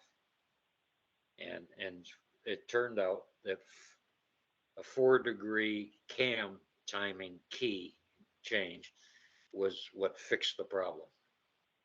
And that was in 70, I guess that's probably 71 when we were really dealing with that problem big.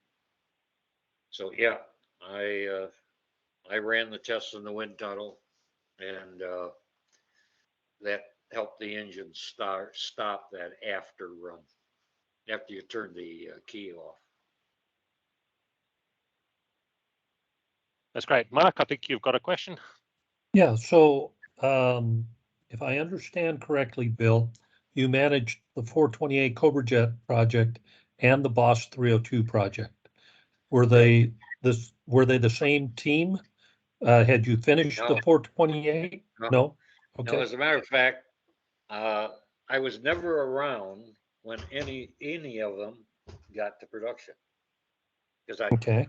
I created the Cobra Jet, and we're waiting to go, and they said, wait a minute, we got to work on, that's the year change, the 77, 78, and the Mustang is going to hell in a handbasket, and so they needed something over there, and I got moved.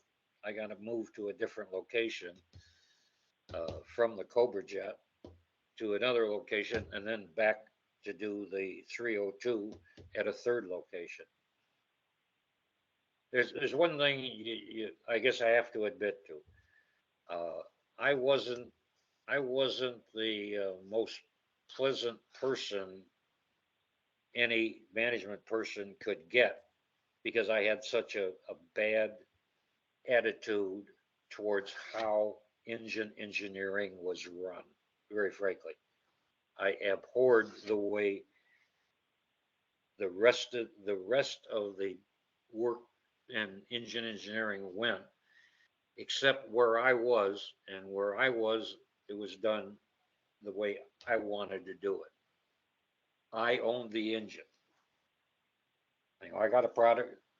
They want me to do a project, make an engine that is good for performance. And as I told the guy that worked for me, Paul Ampella, for the Cobra Jet, what he had been working on, all he was doing really is maintaining the parts list of what was in an engine that he's working on. If you remember. Now, most of you will be surprised. There's approximately 30,000 parts in an engine, a V8 engine. I mean, it's incredible how many real part numbers there are. And that's what the engine group did at Engine Engineering. They maintained the parts list.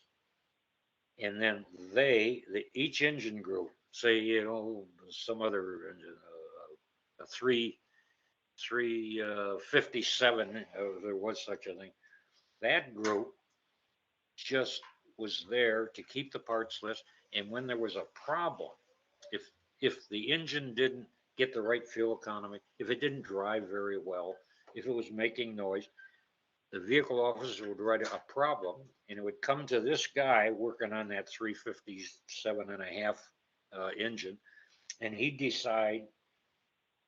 look into it and try to figure out why, but he would send that problem, he would forward it to a components engineer.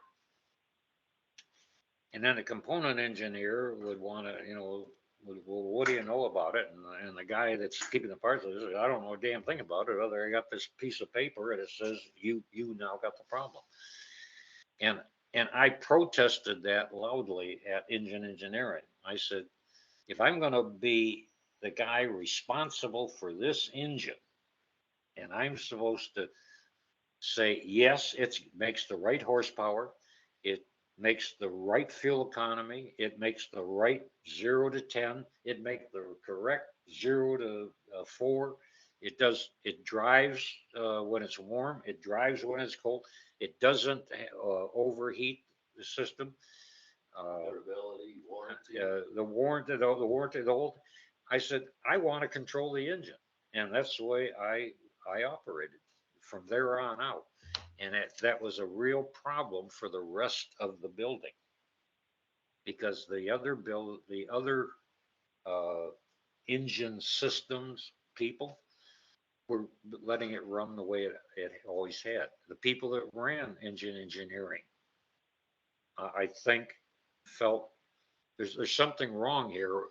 He's doing it differently than we did. And we were doing okay until this asshole came around and caused this problem. That he's telling the component guy what to fix, and I expected myself and the people working with me to find out what the hell caused the failure or the problem. And you go to the guy that designs that part and you say, here, this is your friggin' problem. And I want you to do, and this is the difference. And I want you to do such and such. I want you, Paul, and John Gazette, and this other guy. And that's the way I ran my department. Yeah. I told my people, it's our engine to dictate what we want, not take what we get and try to make it work. And that really ran amok of what engine engineering was about. I'm going to tell you something. It's going to surprise you. I almost got fired 2 days before the 65 Indy poll day. It was a Thursday, and Joe Miller wanted to fire me because I broke a rule that the manager had set. He said, when you go to that track, you be an advisor, you answer their questions, but don't touch their damn engine, because we ain't got no more engines. He said, don't touch them. And you were responsible for 4 guys. Which 4? Well, I had to follow 4 of the. I had to follow the Lotus team, Jimmy Clark and the guy from California. Who? Jones? PJ Jones? No. Oh, okay. The race. Gurney. Gurney. Yeah. Gurney the Impossible. Jimmy Clark, incredible driver. Incredible. And anyway, we were told, don't touch their engine. And on Thursday, see, I'm getting way far. I didn't want to get. I went out in 1965. Ford was petitioned by a dozen or so places. They wanted somebody to come and talk to them, give them a speech about the Indianapolis racing engine. And I was in that group. There had already been a book made by the manager. It had the manager's name on it, Gus Schussel. And it was an SAE book about the double overhead cam engine. And it was all right, but I was disappointed because it was a layman's kind of picture about what was going on in the racing engine. And so after the 64 race, they were working on the 64 engine, as some of you know, ran gasoline. that caused that horrible fire on the second lap when the Mickey Thompson car hit the inside wall and careened out in the middle of the track at the beginning, at the end of the first, the second, at the second, yeah, that was the second lap they were running. So, and Dave, no, not Dave. Anyway, the Mickey Thompson driver, he was driving the worst Indianapolis fielded car ever. I called it, pardon the expression, Mickey. I called it the Mickey Thompson shit mobile. You know, it was anything but. They never should have allowed Mickey Thompson to bring that car to the Indianapolis race. It was so dangerous.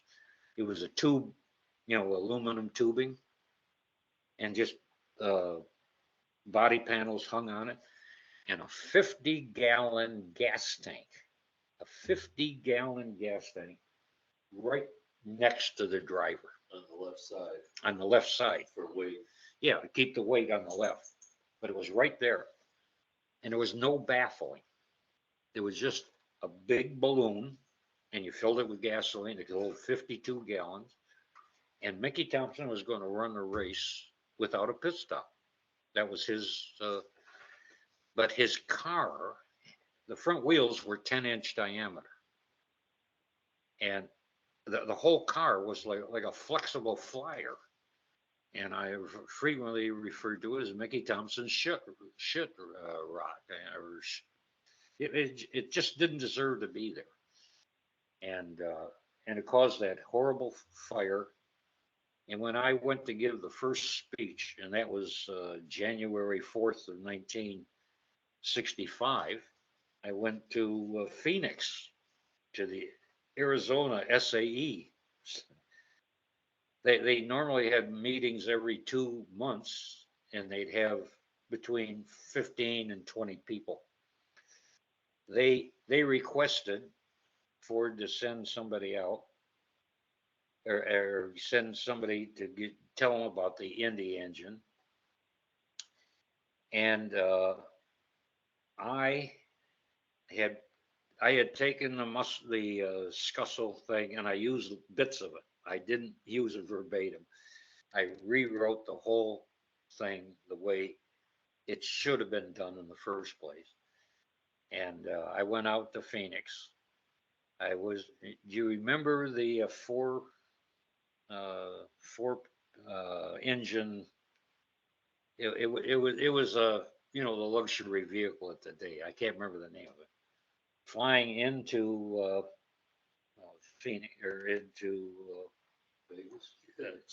No, I said Vegas. I meant into Phoenix to give the speech on the 4th of January.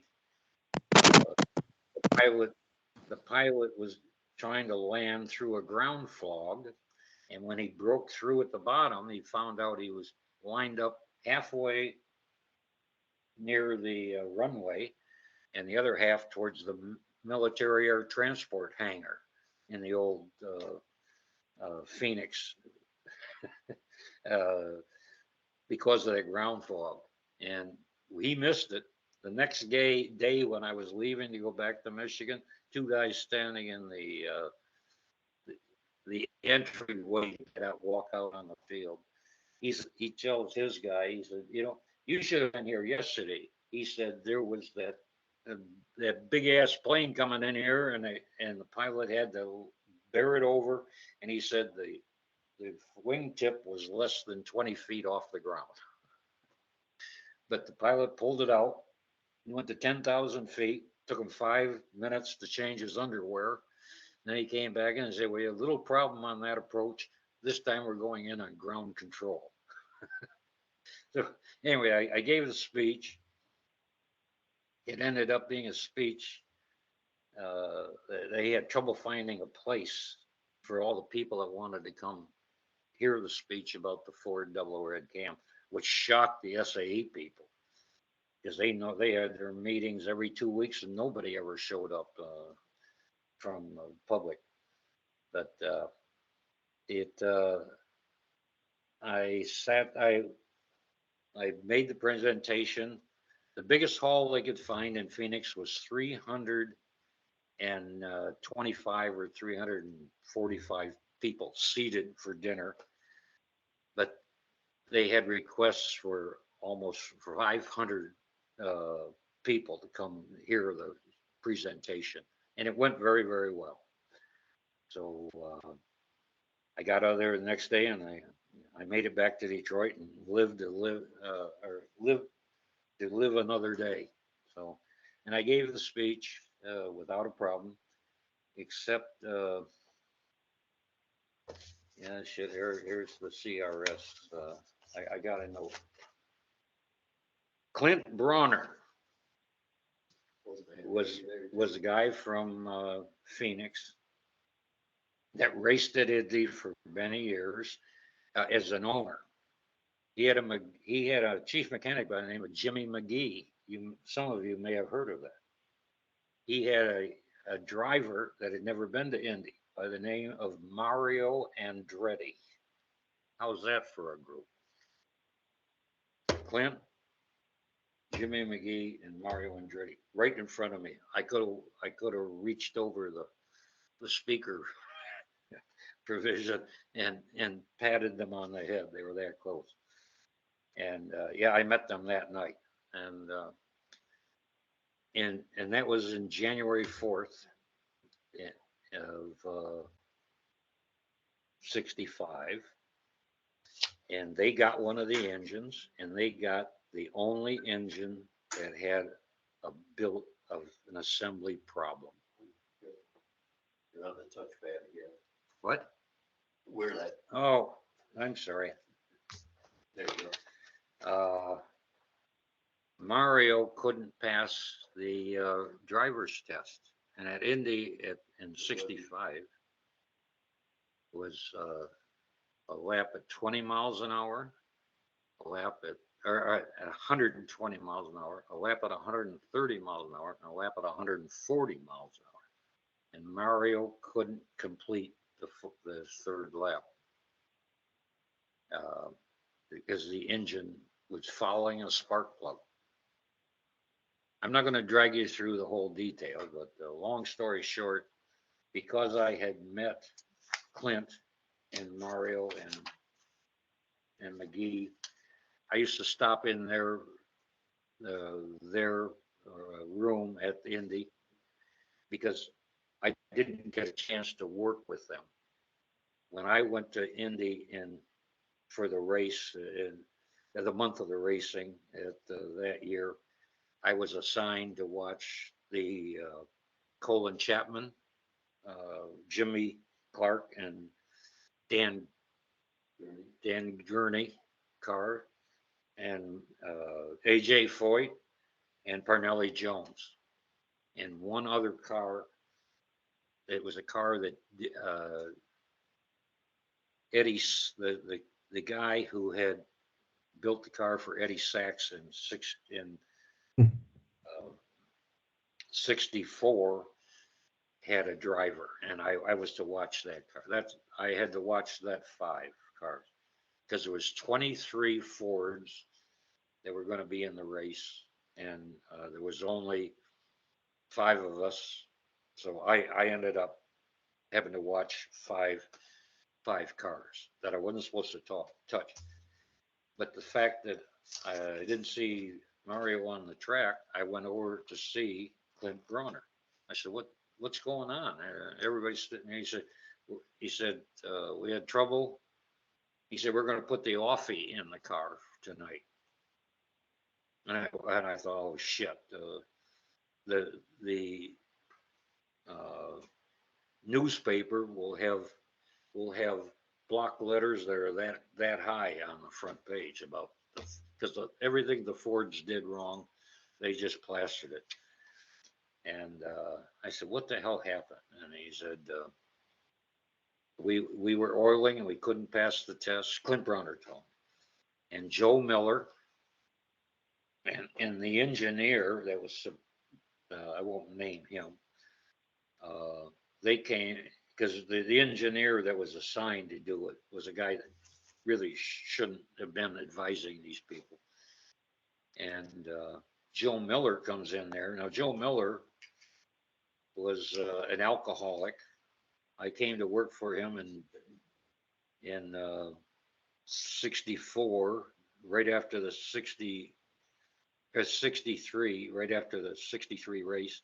I worked for him for a year and a half, and he never talked to me one time. You know, he just didn't like me, and he hated that I was working for him.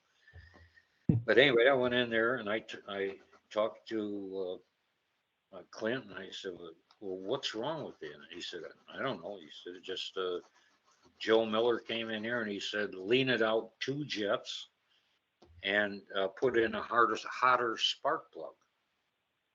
And I just thought, boy, that sounds like a V860 fix if you got an oiling problem. You know, the 1929 V8 engine for the Ford. Yeah, lean it out and put in a hotter spark plug. Well, Mario pre-ignited the number 6 cylinder. It just melted the piston, the damn piston. There was nothing left of it.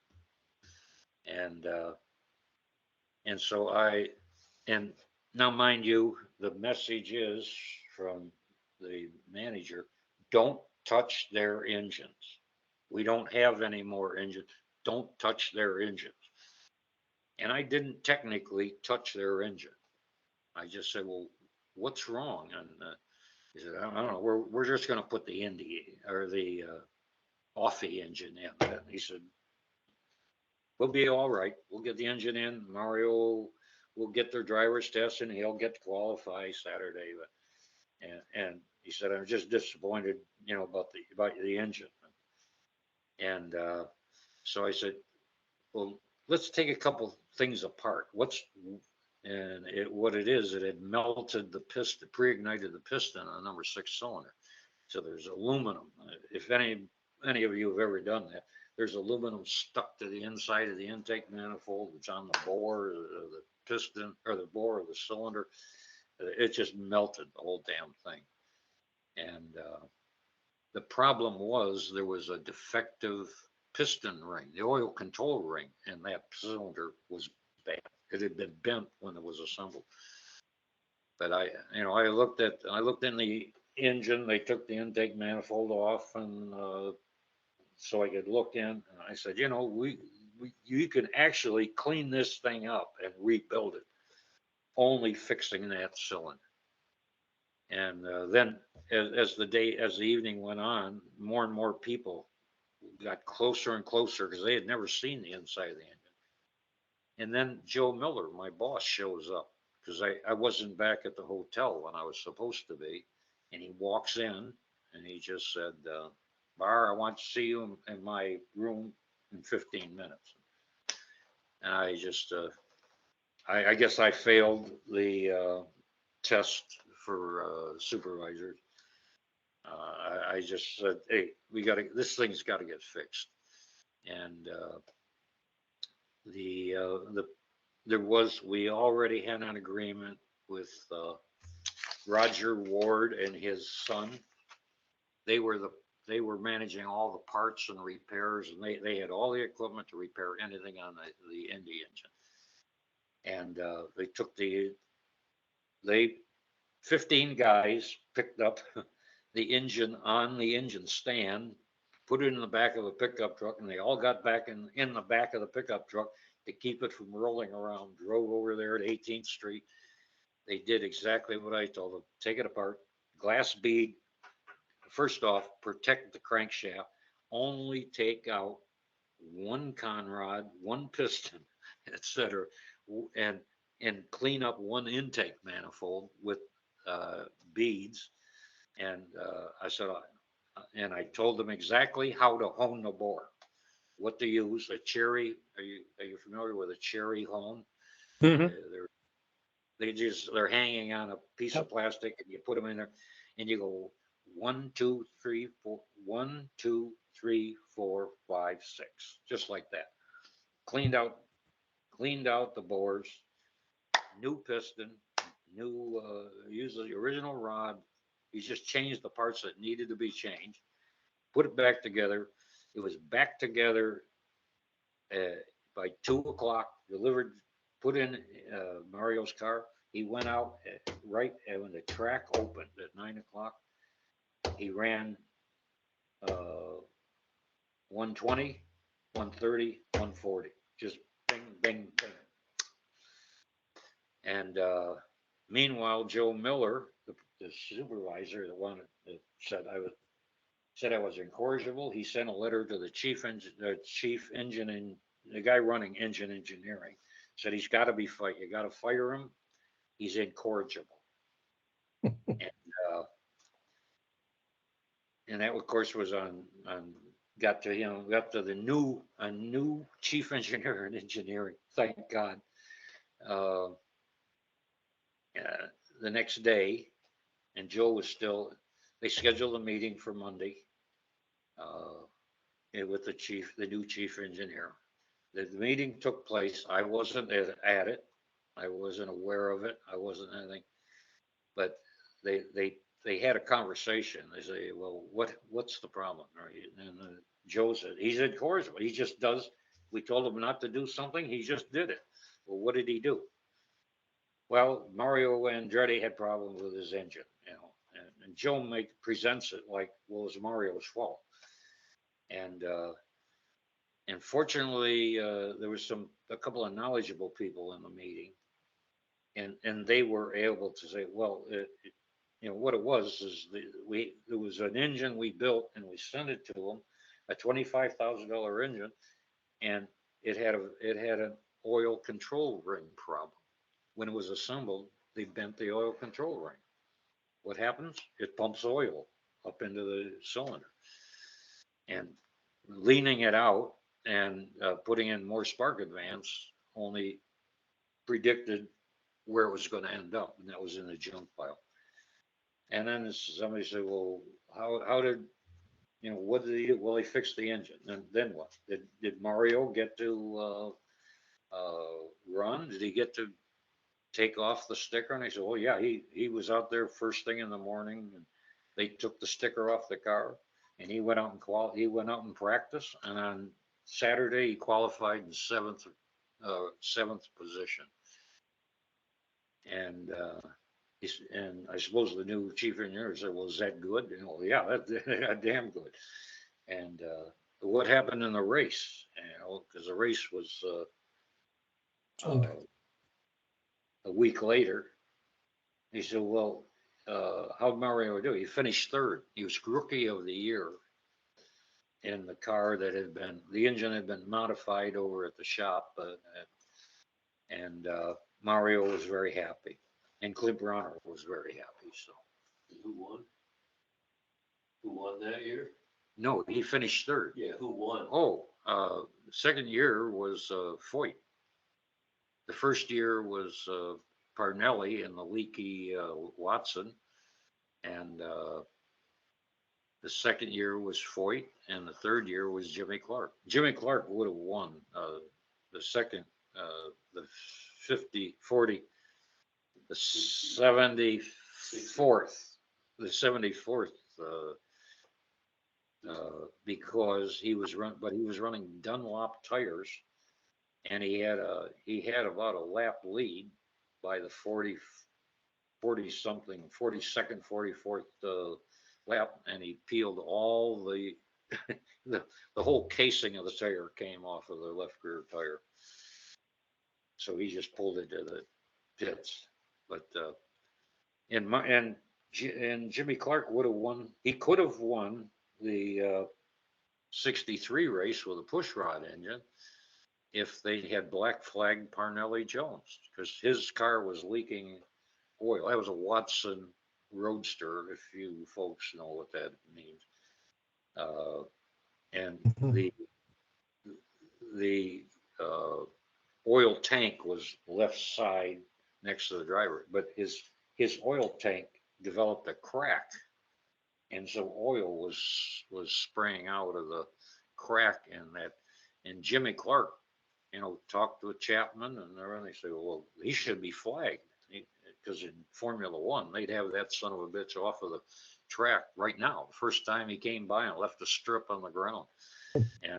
And Jimmy Clark said, I can't get any closer to him. He said, when I'm closing in on him, my windshield is so messed up with the oil. He said, I can't hardly see. And he didn't want to take a chance. So he thought Fingler would black flag him. But the chance of Fingler black flagging Parnelli Jones with a Lotus following him was slim and none. Mhm. I'm sorry. I can't help it. Yeah, we're wearing down, I think. Yeah, I'm worrying everybody. No, I'm not very- at all, but thank you.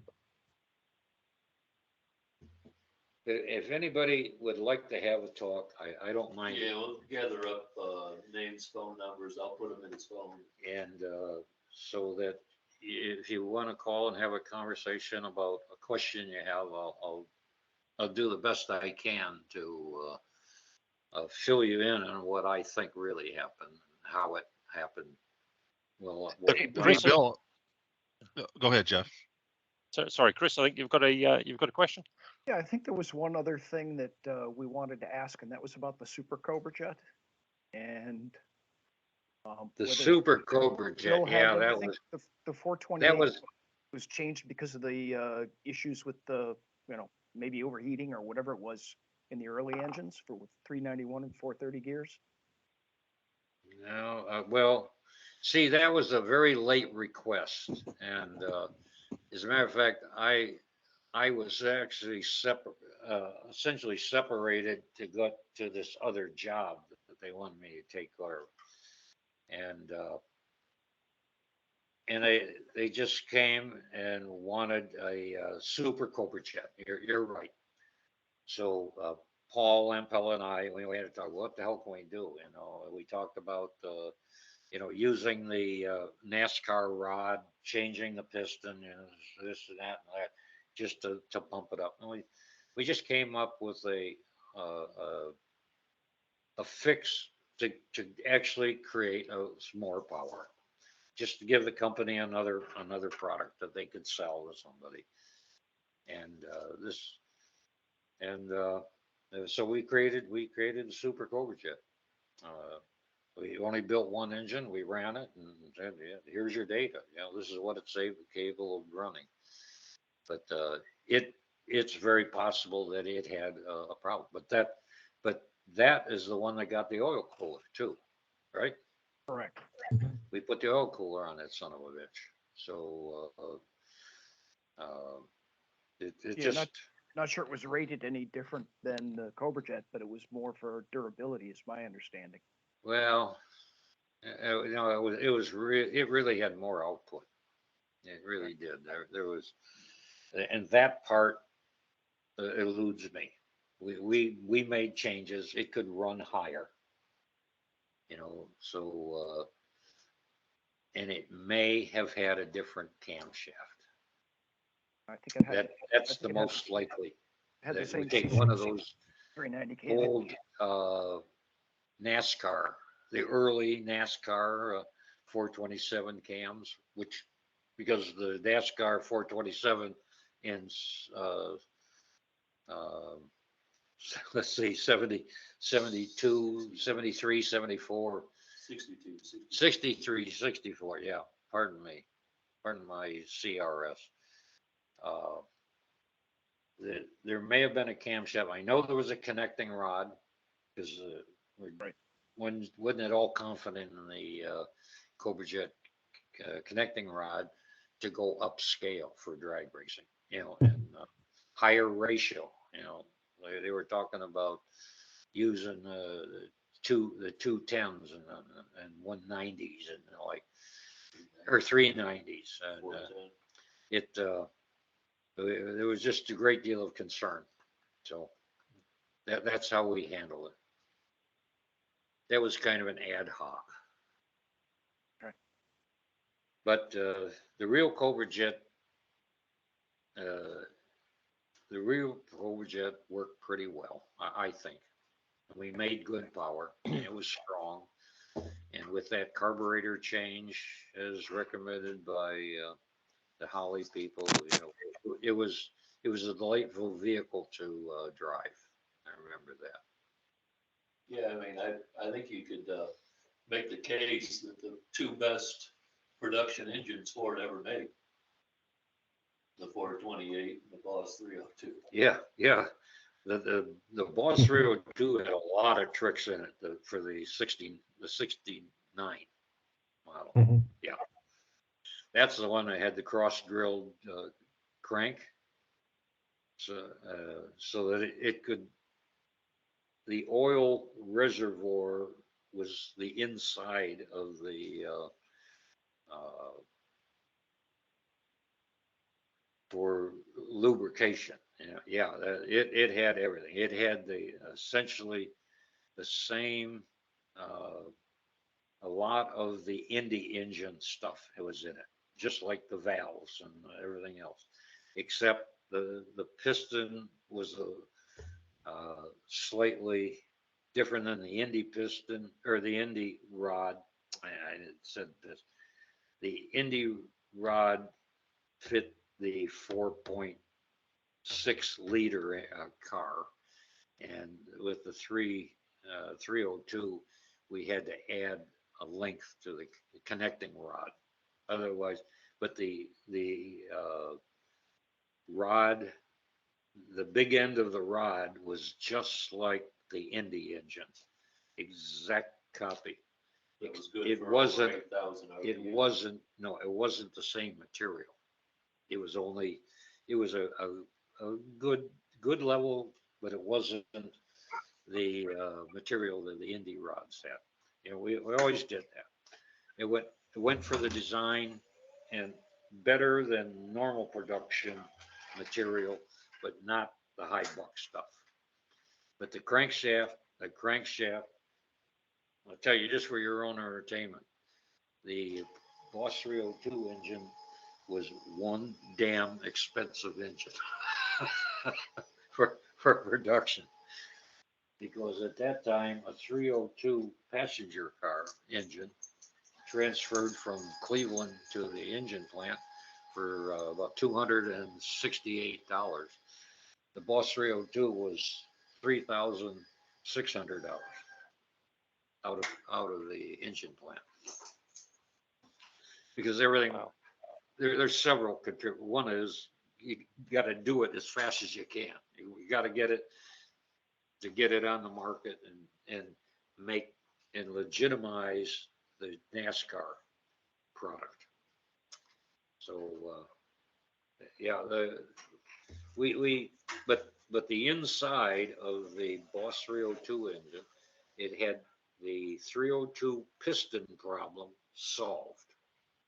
Most of you never knew that, but 302 piston problems happen a lot of time because the pistons would crack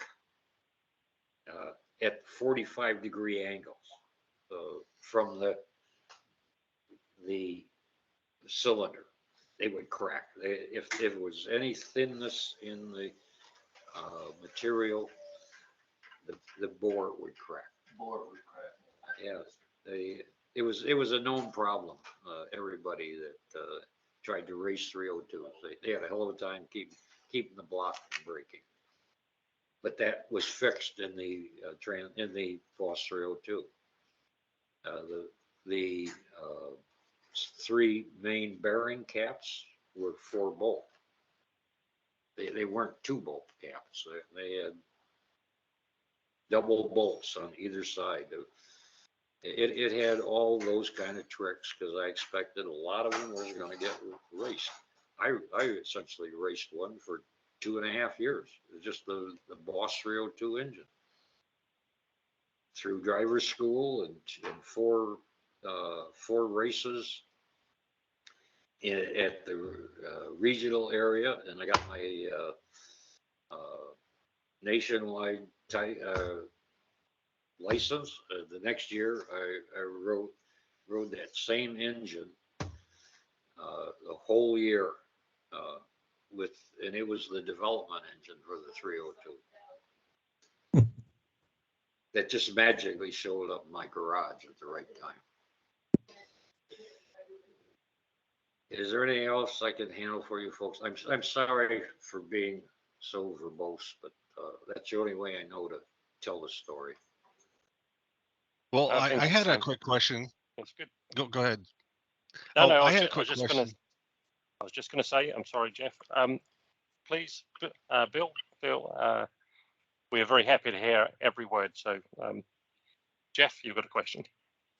Well, I was just going to say that, you know, this group was mainly interested in, and I'm speaking for myself here mostly, but 428 Cobra Jet type stuff. But I know there's a whole other group of people that are interested in Boss 302 type stuff. So would you be willing to do another one of these video conference calls, you know, to I talk guess so. specifically about the Boss 302 stuff? Yeah, we can dig that up. Okay. I'll tell you what I did. You know, like I gave you the prelude. I used the Cleveland, the new Cleveland 350 1 cubic inch head, just modified it to fit on a 302 block. And that's where I started.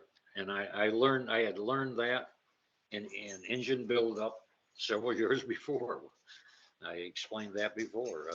I was surprised but the guys that worked on the Cleveland engine, they were going to replace the 302, and they just saw an opportunity. They could save a lot of tooling. They still need to, get the width right, but they could save a lot of tooling if they didn't have to change the bore size. And as a matter of fact, they could machine the bores. They could machine the new head that the 302 Boss used on the machines over at Cleveland 2. The Boss was built in Cleveland 1. They could take over there and just machine the cylinder heads over there because everything fit.